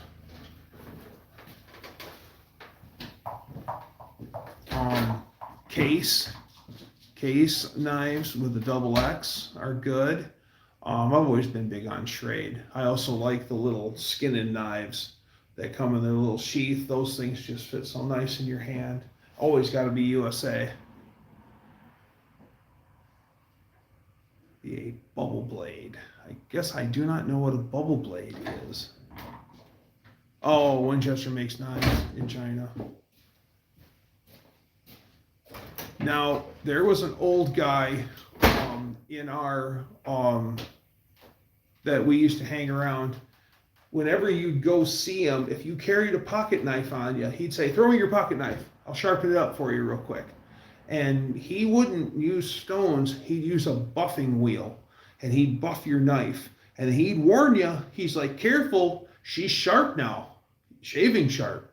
And he, scraped hair on his arm. And he sharpened my knife, and we went camping. And I'm making supper, and I'm cutting potatoes in a bowl of water. My hands are wet. I've got my pocket knife, and I'm cutting potatoes against my thumb. And all of a sudden, I look down, and I'm leaking. And I'm like, why am I leaking? I cut the hide on my thumb on my knife, just cutting potatoes. Like, whoa, gotta be careful. I started cutting them like that. But yeah, he would just quick buff your knife, and man, that thing would be razor sharp. It was always good. I was cleaning out my grandpa's house with my grandma, my mom, and everybody. We found 2 Ataris in the box. Okay, Braden, if they're still in the box, or did they put new sealed, or were they those people that would put the Atari back in its original box? If they're the wood grain Ataris, turn them over, look at the bottom side. If either of those say made in the USA and not made in, East Bongo Squeegee, those are super rare and people clamor for them. We had an Atari 2600 when I was a little kid, and we don't know what happened to it. I would like to have that again. I had this drag racing game for my Atari 2600, and it was a like Kmart or Sears knockoff of it, and it was so bad that it was 2 dragsters. You had lane 1, lane 2, and it looked like a slingshot dragster in a really bad pixelated way. And you had your throttle and your steer and everything, and you drag raced. And it was really bad, but so cool.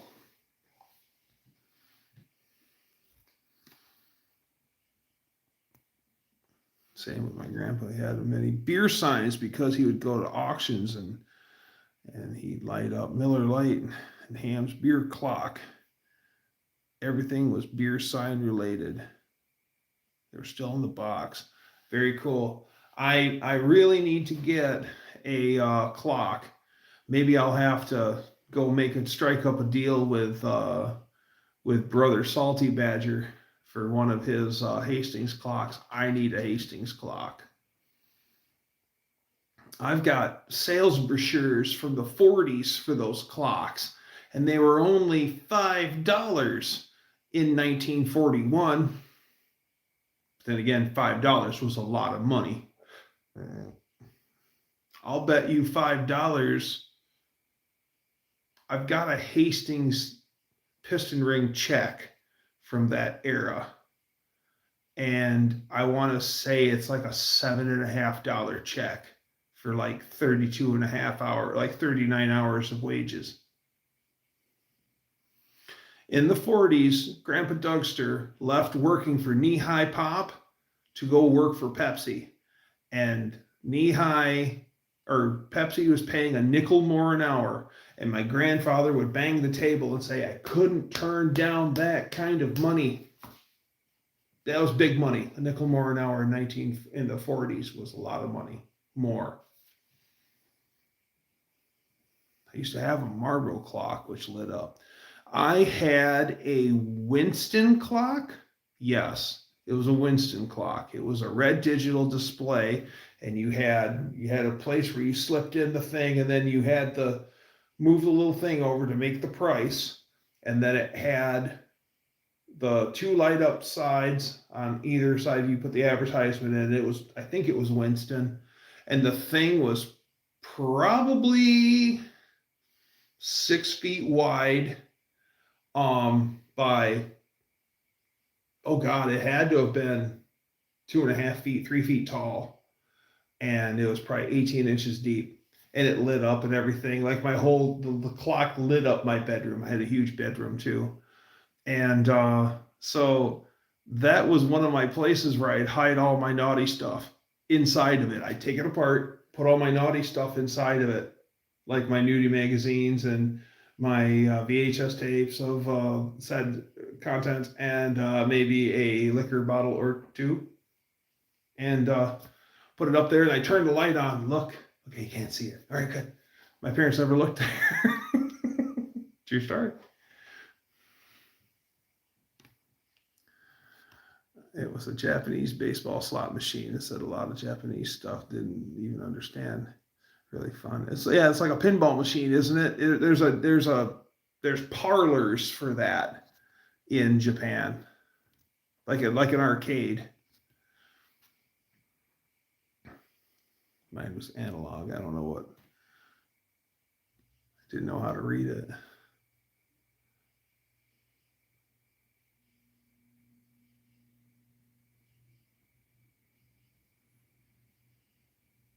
Yeah, some of that stuff is neat. Oh, the signs. The signs. Be right back. One of them's 6 foot long, so it's going to take me a second to get it. It's in the back of my truck. Talk amongst yourselves. Be right back.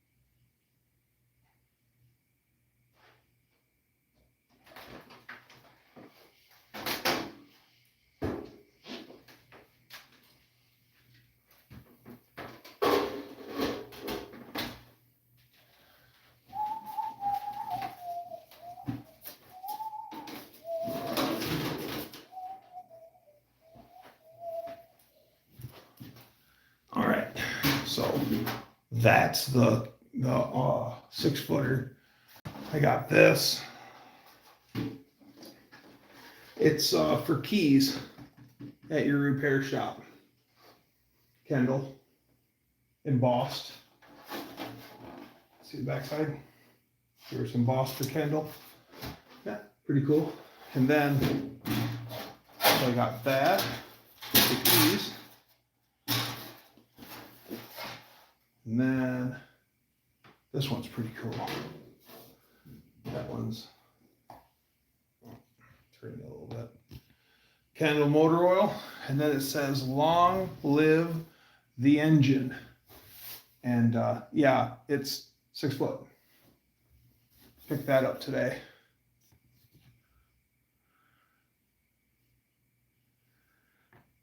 Denso, good. NGK, better. Learned the value of the NGKs with snowmobiles.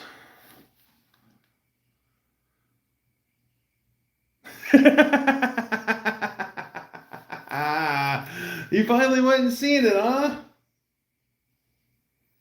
Hey, that was a good day. You earned that, man. You earned it.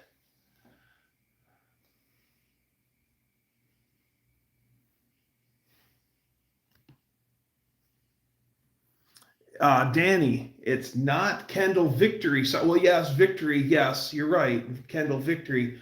But the reason why the hand, it's that way. The reason why the hand does the two is I'll go get the jar. I'll show you why. I'll go get that jar. Well, it's in the back of the shop. No, I can't. I'll bring it out sometime. I have a glass quart jar that's Kendall and it has the hand on it. And see, reason why the hand is showing two, I thought real hard about it. I thought that it was, well, wait, we got the two here. Boom, see the two. I thought it was sign language for the letter K for Kendall. And then I looked it up and no, that is not the sign language for K for Kendall. What the 2 stands for is 2,000 miles. Kendall was the first motor oil to have the right additive package and everything that would go 2,000 miles. So that's what the 2. But yes, they did a victory thing after. I seen license plate toppers, Kendall license plate toppers. Yeah, they're like a couple $100 too. And they're probably about that tall. One of them is that, and it says Kendall motor oil on it and stuff. Pretty cool. Not $200 worth of cool yet, but pretty cool. Wasabi.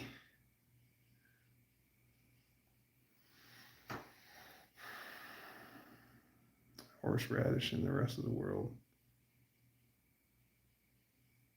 Sure as hell wasn't no peace sign. Yeah, but it could be that too. Peace, man. All right, Kendall. I remember Home Improvement where the kids were going up to Dad, and he's like, "Peace, Dad." And he's like, "Valvoline." I used to run Kendall GT1 2050 motorcycle oil in my CB750 and I kept getting that. I had to order it by the case. They wouldn't sell it by the quart. And then it got so hard, it was getting harder and harder and harder to find it. And then my favorite, and even my favorite auto parts store, which closed years ago, they were having a hard time getting it to the point where they couldn't get it anymore. And I was actually kind of bummed out about it. And then my friend turned me on to Shell Rotella. Man, my bike thanked me when I switched to Rotella. It just runs better. Then again, that was old Rotella when I had more zinc in it. If I go to Japan, a month will not even be enough. I like sriracha. When I go to the buffet place where I get my sushi on, I always get a little big old glob of sriracha. I like my soy sauce and I like my sriracha. Every so often, and it's like once a year, if that, I'll go to a real hoity-toity sushi place and eat, real sushi. Pay the high dollar and pay the long dollar and get the good stuff. Shrimp maki roll? Yeah. Now I want sushi. Yeah, I'm really stoked about the sign. My friend is he's the same guy that got me the bandsaw, and he's going to be going out west for a long while, and he's starting to tie up loose ends, getting ready to do that. And so he's been offering me all this stuff, and I'm like, yeah. He goes, "You want 2 Kendall signs?" Uh-huh. He goes, "I kind of figured you would."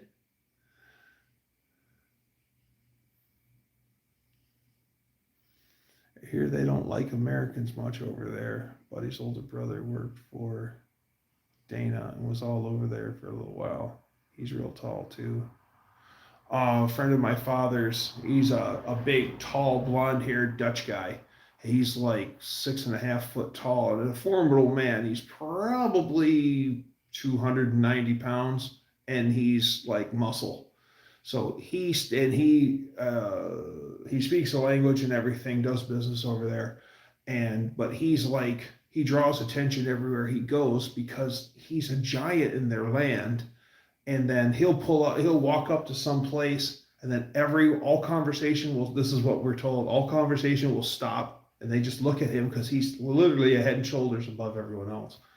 And until he starts speaking the language and everything, and then everything, once he's assimilated, everything's back to normal again. But it's always the same, this big uncomfortable stance because there's that big American there. He's brilliant. The guy is brilliant.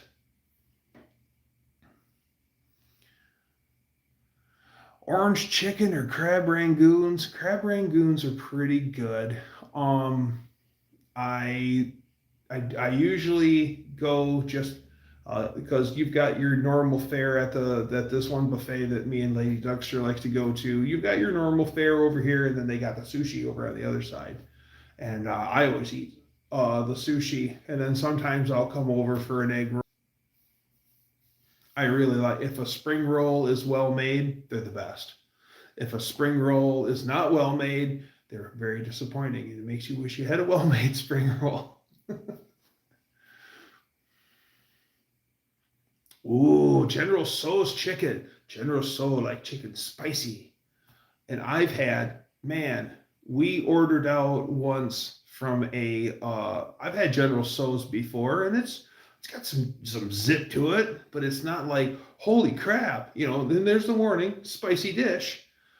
And so we were out on the road doing construction, and we decided to get takeout from the local place. And I got General Tso. And yeah, it's spicy dish. Okay, yeah, I've had General Tso. Yes, General Tso's spicy. Holy crap, those guys were really spicy. It was the spiciest General Tso I ever had. It was awesome though, but my God, it was hot.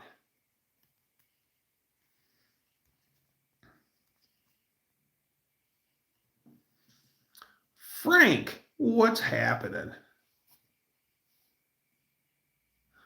Krasnowski? There's a town real close to me where you'd fit in just fine, Frank.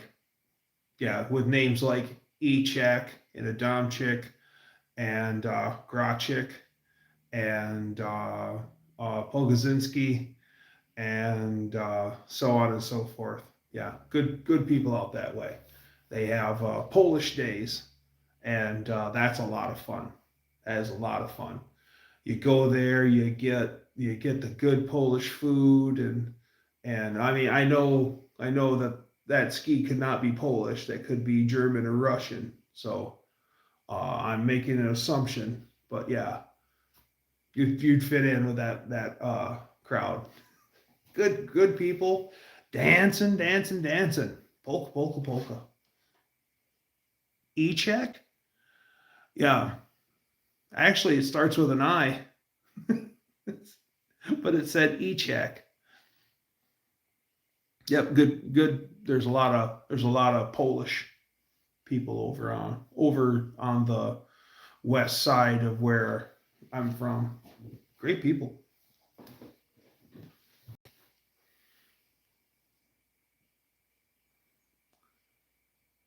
Banachek? No, don't eat Banacheks. If you like eating spicy things, I ate 2 habaneros on my YouTube. Want to do pepper videos. If anybody wants to send me some really, really, really spicy peppers, let me know. I'll make the videos of me eating them. A friend of mine had grown, I don't remember what kind of pepper it was, but they looked like little black cherries. And those things were just spicier than spicy. And he took some and he pureed them up and he brought them to work. And he went to the hardcore old Mexican lady, and he had her try some of that pureed pepper, and she had ripped a little piece of her burrito off, and she dipped it in that just a little bit and tasted it, and she's like, that was spicy. So even the hardcore old Mexican lady's going, that's pretty spicy.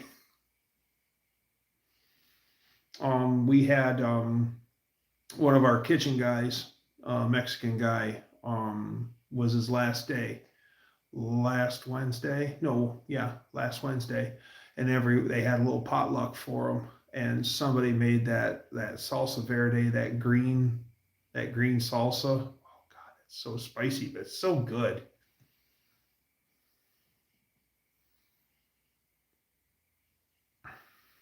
An old detective show from the 1970 played out on another than George Peppard. Oh, George Peppard. Did he smoke cigars and say, I love it when a plan comes together?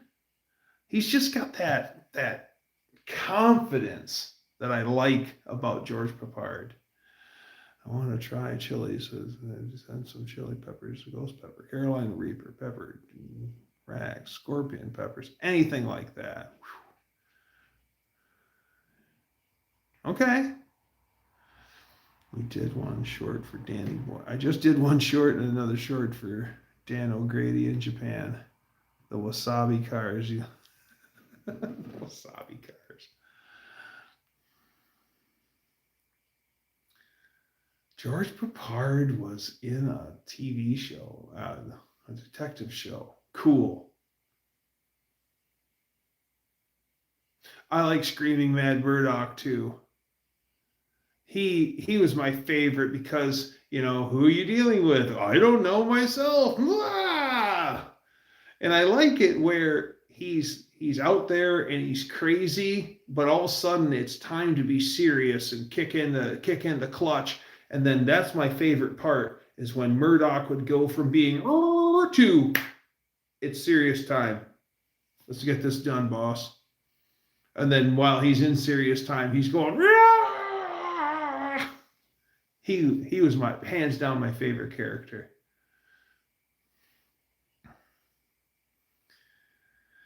My dad would drag Mom and me to the Japanese restaurant.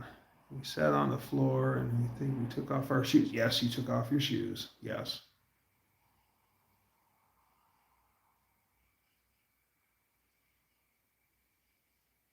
Oh yeah.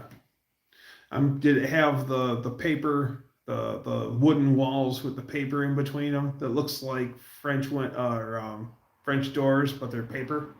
Those are pretty neat. This Jibba Jabba. I pity the fool. He was my second favorite, was Mr. T. I mean, Mr. T was everywhere and he was cool. He was a cool guy. Love Korean food for their spice. I really want to try some really spicy Indian food. I'd like to check that out just to see what it's about. I worked with a Jamaican guy for a while, and we were working second shift, and he worked at a Jamaican restaurant called Jamaican Dave's. And I think he got to bring home food every day, like his shift meal or whatever. But I think he was just so sick of eating whatever he was bringing from work home as his meal at work. One day he comes to me and he goes, because he's got a thick accent because he's Jamaican. He goes like, "What do you have for lunch?" And I'm like, "I have this." And he goes, "Let's trade." And he'd bring me jerk chicken. He'd bring me red snapper fish. He'd bring me just all this good stuff. And we trade lunches every day. And he was loving my stuff. I think it was just because he was getting something different. But yeah. And he's like, "You like it?" I'm like, "It's good." He goes, This is the taste of home." He says, "This is what it's like at home," which is cool. And Rupert, I forget his name, but we had another Jamaican. His name was Rupert, and Rupert was from Port Royal, which is an old ass town. Yeah, they tell stories about Jamaica. I'm like, interesting. One of my old supervisors, Jeff, he was in the Navy, and his ship got dry docked in Jamaica for 6 or 9 months, and they completely overhauled the ship. And he used to drink then. He was, when I met him, he was sober, but he used to drink terribly hard. And he said that he was drinking the Jamaican rum and drinking Jamaican beer, and he was a Jim Beam guy. And he said in 1990 he paid $150 for a fifth of Jim Beam and a 2 liter of Pepsi or a 2 liter of Coke. And he paid that, which is an insane amount of money.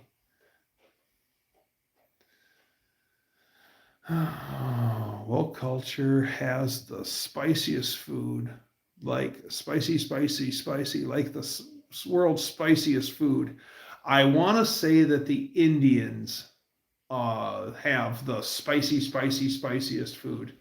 Like you can ask them to really ramp it up. And they'll be like, "Oh yes, my friend, we'll make it very spicy for you."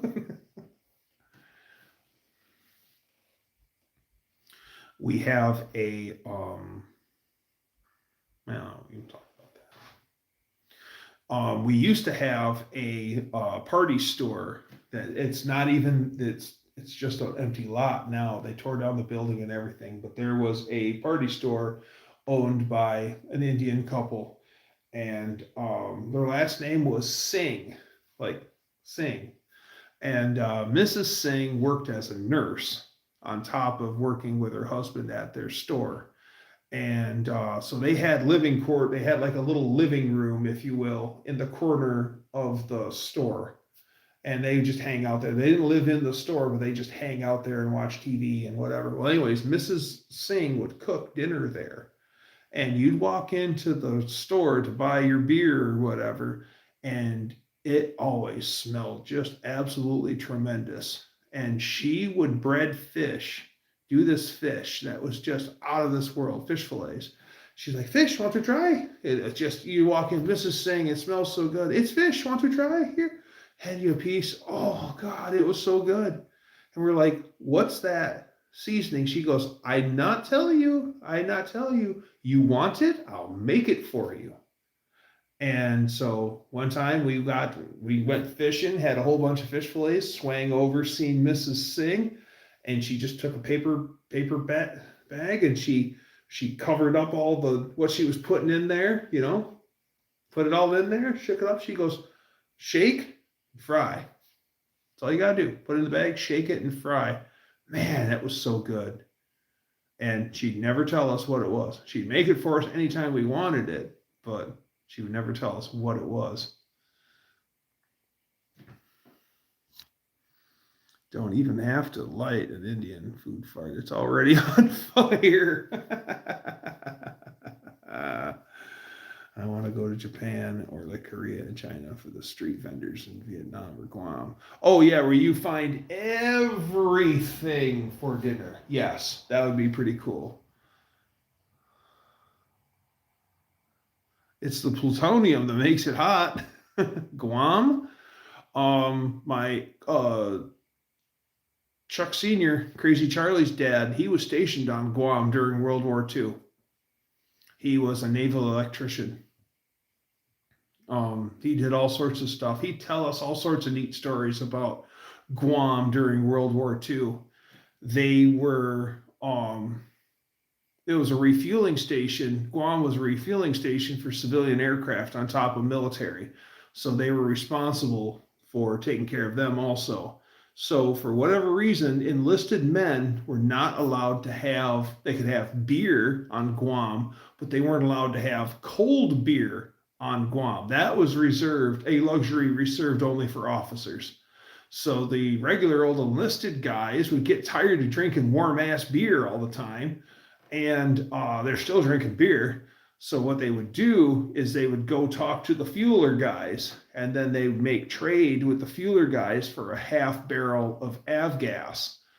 And what they would do is they'd get that half barrel of avgas back to the shop, and then everyone would take their beer and mark it so they knew in some way everyone knew whose cans of beer were whose, and they'd submerge it in the fuel, and they'd put a weight over top of it so it stayed submerged in the fuel, and then they'd take an airline and submerge it in the fuel and make it bubble.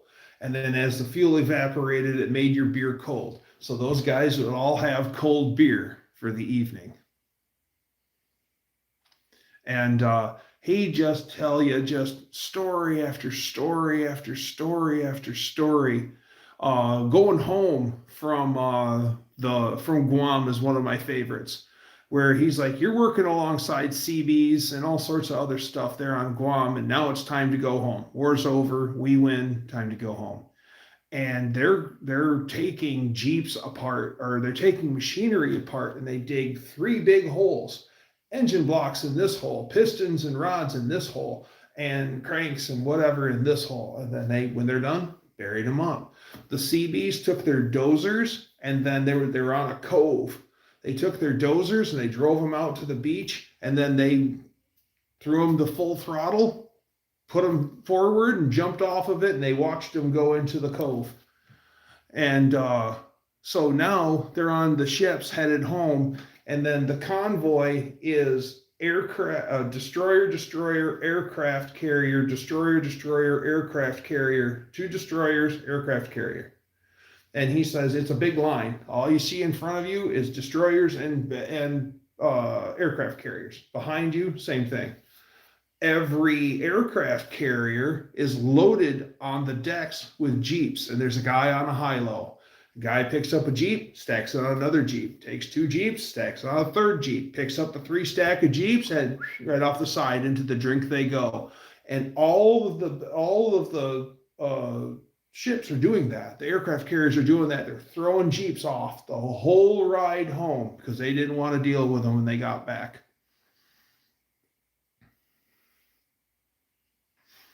Yeah, I always want to go to Guam just to look around and see if there's anything left of all that electrical work that he did there, because he was like special. He was like a super duper electrician, naval electrician, when he was in the service. And then when he got to Guam, he was like tight with some big cheese. And because he needed him to get power supply to everything on the island when they first got there. So yeah, for some reason he was like almost untouchable because he was rubbing elbows with some big cheese, allegedly.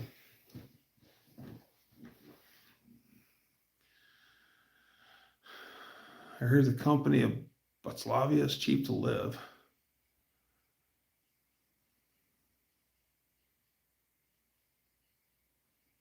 I do enjoy badass model cars. Just when they're done so good, they look so realistic. It's so great.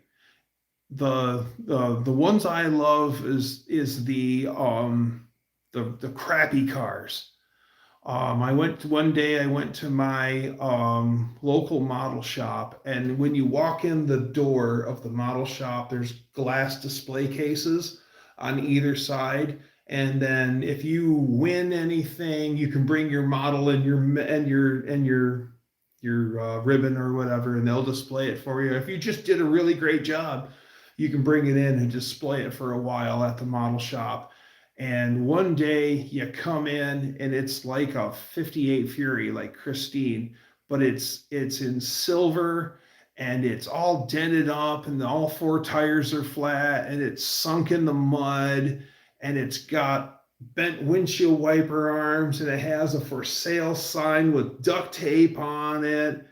And it's so realistic. Just the level of detail those guys go into. I mean, I could see taking a nice straight car model, and then, make a really nice model out of that. But it takes a really hard way to distress the metal, distress the body and make it rusty, make it look like crap, like it's been run down and beat down. It just blows me away, people's level of detail. In Autorama, like the first one I ever went to. So this is like the early 90s. There was a guy there that had a 40 Pontiac model that was done like a cutout car. Like you see illustrations of cars and there'll be pieces missing. Like there'll be a triangle hole and you can see the detail on the inside, like the window regulator and stuff like that. That was how this was laid out. So it actually had all these pieces missing from it and you could see inside and see all the detail and stuff. And like there was like, he had it all over the car and he kept telling everyone when you'd seen him, that they had, the tires were inflated. And you're like, the tires hold air. Yes, the tires hold air. And he'd actually take the little valve stem cap off and hit the little valve, and you'd hear air come out, and then he'd fill it back up. But the tires were full of air. That was insane. The other one that I was really impressed with was it was a hand-built Lamborghini. The guy was a jeweler, and he built a Lamborghini like a quarter scale or Lamborghini. I don't know, it wasn't that big. It wasn't quarter scale, but it was larger than your average 7-inch car body. And the level of detail, it had a bag phone in the console, and the phone would ring and the light would come on, the display would light up. And the gentleman he was from like Sweden or whatever. He said that he made all the screws that hold the whole thing together were handmade from gold. And he made everything for it. Everything you've seen there, he made by hand in his free time. Wow. I've competed at Cleveland and Detroit Autorama. Best to show 2 times. That's worth talking about, Kev. Wow. My folks had a bag phone. My uncle had a bag phone. Sorry, I missed seeing you at No Name Nationals, Dougster. We were there. We had to leave Friday about 11:30 a.m. Would have loved to have hung out some with you. Yeah, Dr. G. I wondered what happened to you because I seen some of the early videos and I seen your Doba. And I'm like, well, there's Dr. G's Doba. I never even seen Dr. G. Yeah, I don't even think I was there yet. I was almost there. I got there just in time to basically park the truck and run up and be part of group photo. Like the cars were already almost all parked on the track and it was group photo time. That was a lot of fun because I just got in, ran up and said hi to everyone. That was great. No worries, Dr. G. There's always next year. Ooh, owls hooting.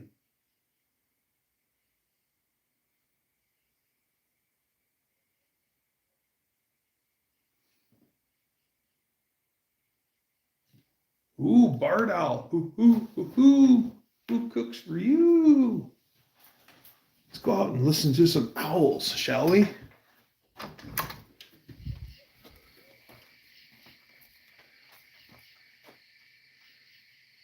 on, owl.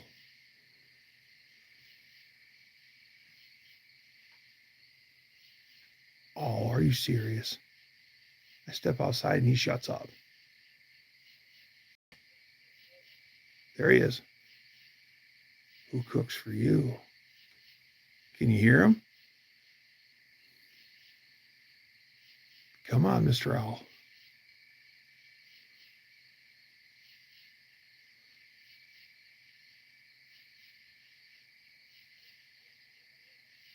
He's quiet. You can hardly, I hope you can hear him. He's hooting.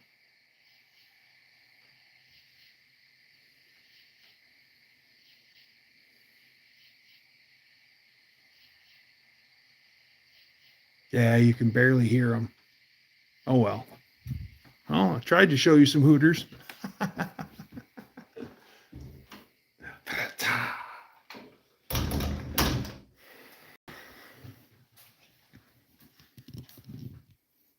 Long live the engine, Kendall.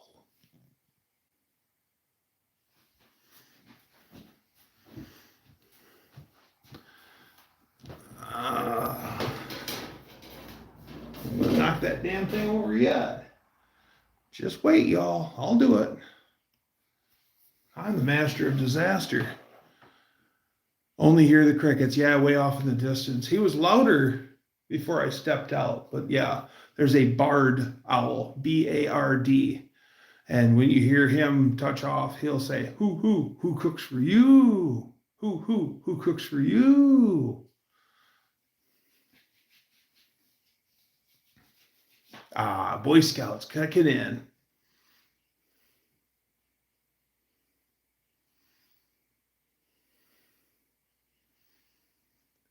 Chatted a minute, Mama M3. It's been a few minutes. Yeah. That's too bad that you, at least you got to make it a little bit of no names better than no name. Can you make an Ellie McFly out of plastic and send it to... There he is again. I don't know. Owls always seem to make me happy whenever I hear them because it's a treat. It's not all the time. We don't have the big woodpecker around the area anymore. For like 5 or 6 years, we had this enormous woodpecker. Tell Buff to get his shoes on and help me in the shop a while, please. Buff Del Campo, please put on your shoes and help Kim in the shop. Please help Kim in the shop. Shoes required.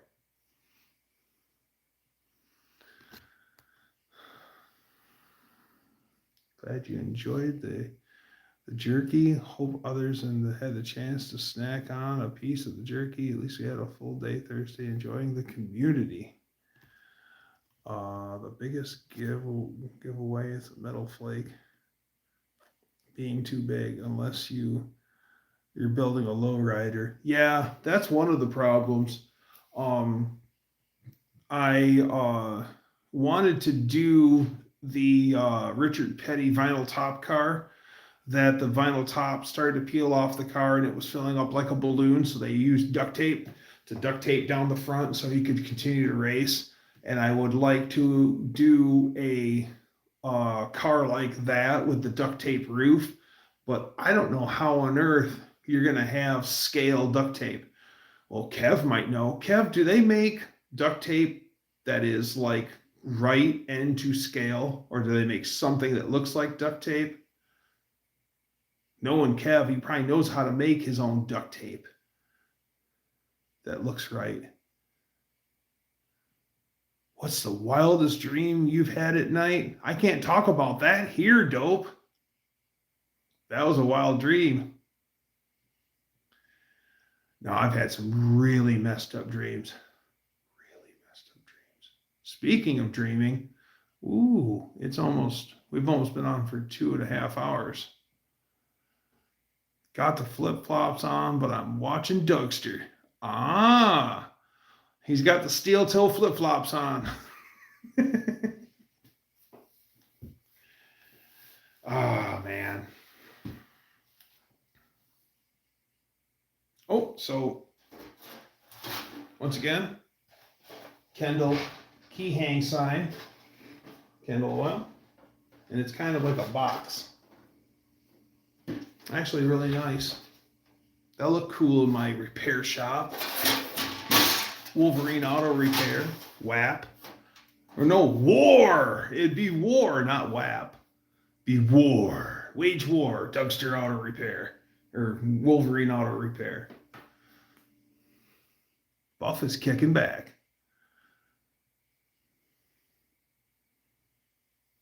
I finally got my CB all hammered out and working right. And so it seems to work. I have yet to transmit. I've been picking up, receive stuff. Nobody's hollered back at me. But I'm happy to have my dad's old CB back up and going. That box that everyone got to see at No Name Nationals is what my dad carried in his rig in 1980. That's when he stopped working for Kroger stores. I'd like to drive a semi from the house to the shop. It wouldn't even be worth to start the truck off. Was everyone's preference for snowmobiles?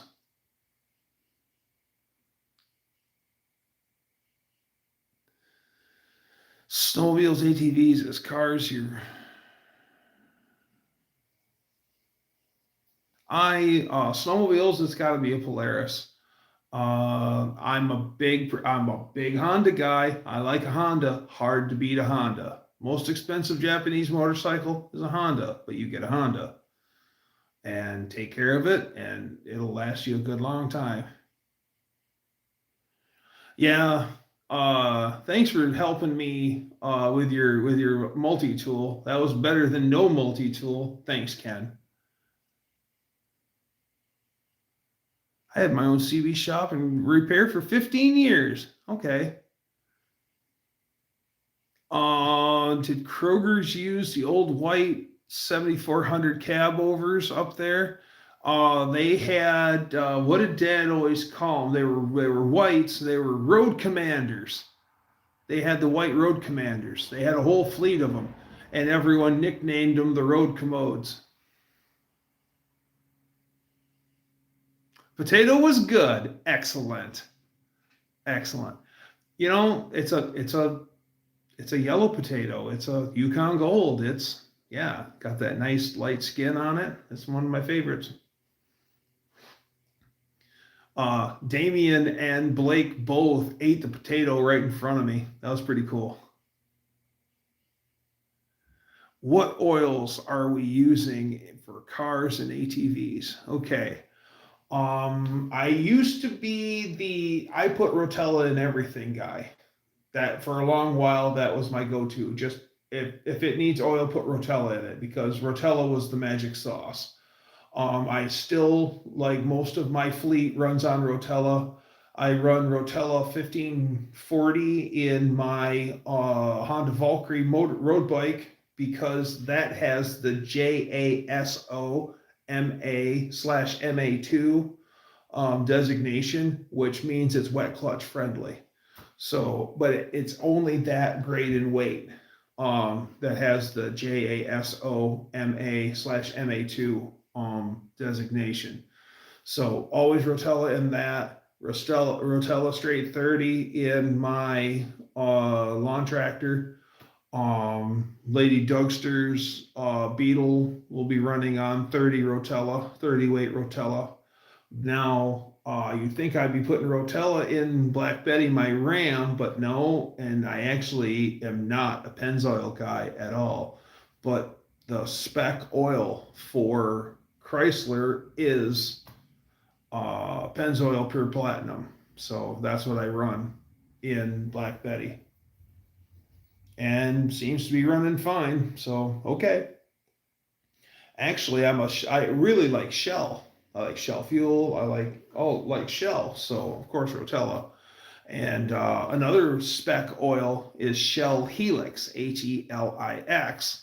But I think that's something that Dean sees more than we see. And I was actually, because I liked Shell so much, I was going to try to buy a 55-gallon drum of it. So I had a drum of oil here. And then I'm like, first off, it's going to be a lot of money. Second of all, how the hell am I going to wrestle around a 55-gallon drum of oil when I'm only doing oil changes on my own truck?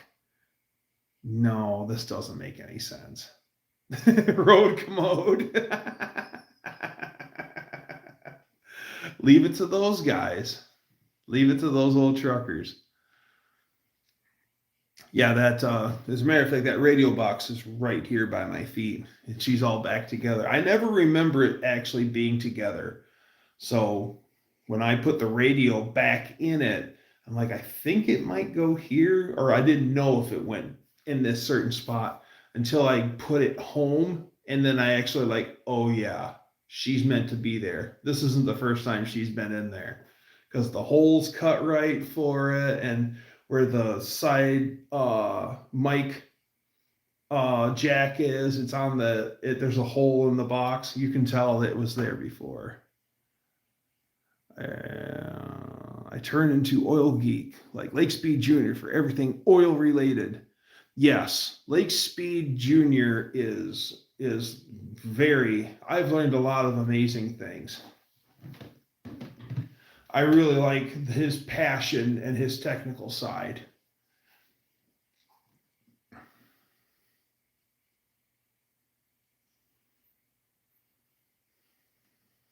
Yeah, it's good to know like what do you want, what are you looking for, what's the best stuff, for this and the best for that. And he's a real engineer. Yeah, Lake Jr. is, yeah.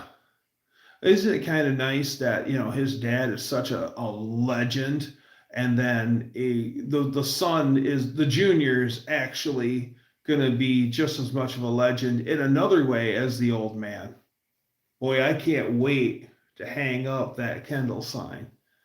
I'm going to have to figure out where I'm going to hang the key hang up thing. I wish I had more space. I would put that in the house for our keys, but it's way too big. Last summer, me and my friend J-Mo, we went to this old mechanic shop, and they had a free sale. It was like, come and get it for free. And we went through and we got all sorts of neat stuff out of there. Well, one of the things was this wooden Mickey Mouse, and he was probably 18 inches tall. And it's like early Mickey Mouse. Like he has the Pac-Man eyes, Mickey Mouse, if you know what I'm talking about. And it's Mickey Mouse with his hands on his hips. And it must have come from something. It was hand painted. And then they used it as for the keys in the shop. The shop had these big old wooden posts in the middle of it that were probably 2 feet by 2 feet. And then nailed to that was the keyboard. They just tacked a whole bunch of nails into it. And if I had tools with me enough to pry that thing off the wall without damaging it, I would have brought Mickey home with me, and that would have been our key thing in the house, because that thing was cool. No, Mickey Mouse was not flipping the bird. He had his hands on his hips. It was chest out. He was cool. There was so much neat stuff. There were so many people there. And then there was a brick building that was like 5 stories high, and had all sorts of stuff in it. And then there was the actual garage that was adjacent to it, and there was an alley in between. And there's no electricity in this place, so I mean you're just in the dark. So you're winding up staircases and stuff using your phone, and there's crap everywhere, and you can't see anything. There's people everywhere, and it actually kind of got scary, just because you didn't know what you were walking on. There was people everywhere. People are taking stuff out, and yeah, we got a bunch of I know the joke Dan's trying to tell. Yeah, we walked out with some great stuff. I found a jar for my one of my paint guns there. I found a whole bunch of old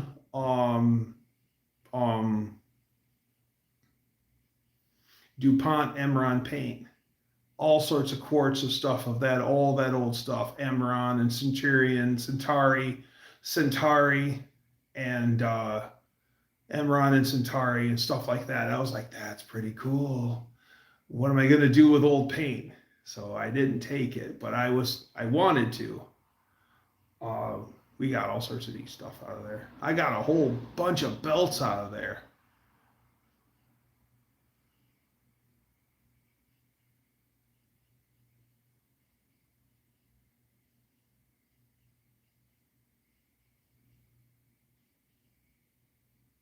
Oh, yeah. You're talking about Simmer. Yeah, exactly. My friend, I know exactly what you're talking about. That Centauri and yeah. That's another reason why I picked it up, read it, and like immediately put it back down.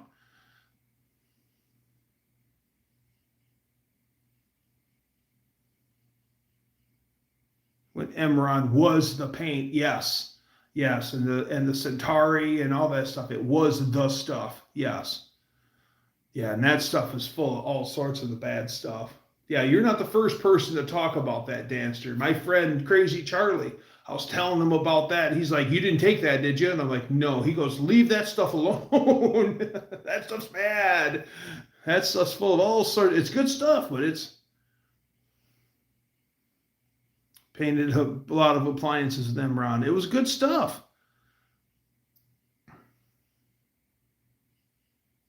because it's heat proof." Yeah, and the Centauri, was it the Emron or the Centauri that was the flexible stuff for aircraft? Because my friend would have to paint like the GTO Stollimer noses and all that flexible stuff.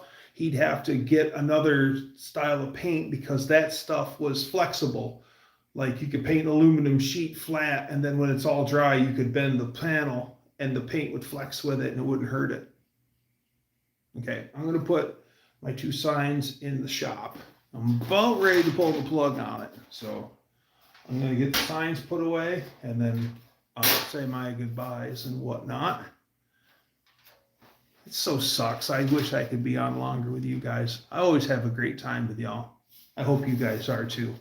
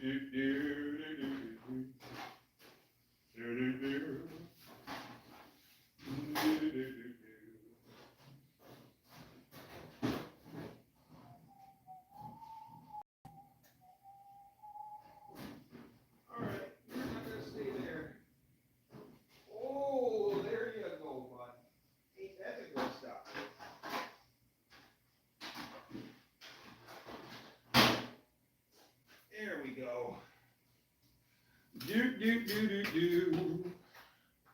Lock up the shop. All right.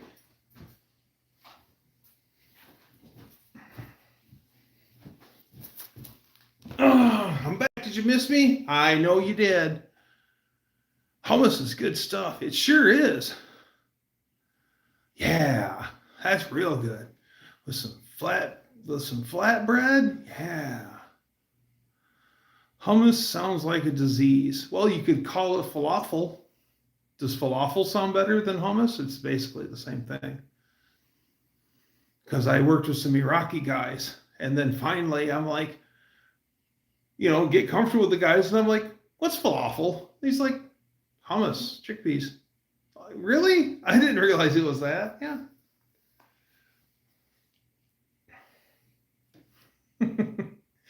Well, we worked with this one guy. Now, we never could say his name right, but his name was Alla. And it sounds like Allah, like the big guy upstairs, Allah. But he'd say it in the dialect. And it is different, but I couldn't say it. So everyone just called him Allah.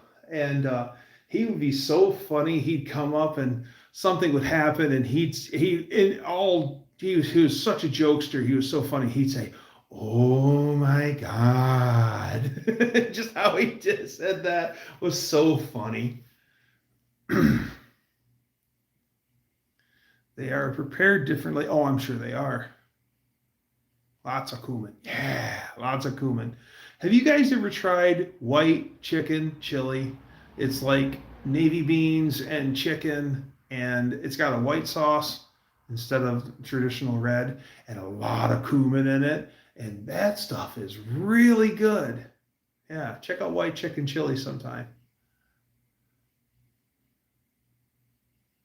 Cumin sounds bad. It's pretty zippy. It's got some zest to it. Sounds good. Tom! Hi, bud. All right. It's 2 hours and 40 minutes. So hi, Tom, and bye, Tom. I am going to pull the plug for tonight. It is, as always, it's been just an absolutely kick butt time, and really enjoy hanging out with y'all. And let's be like the Beach Boys and let's get together and do it again. So tune in next week, same Dougster time, same Dougster channel. Bye, everybody. I see those potatoes.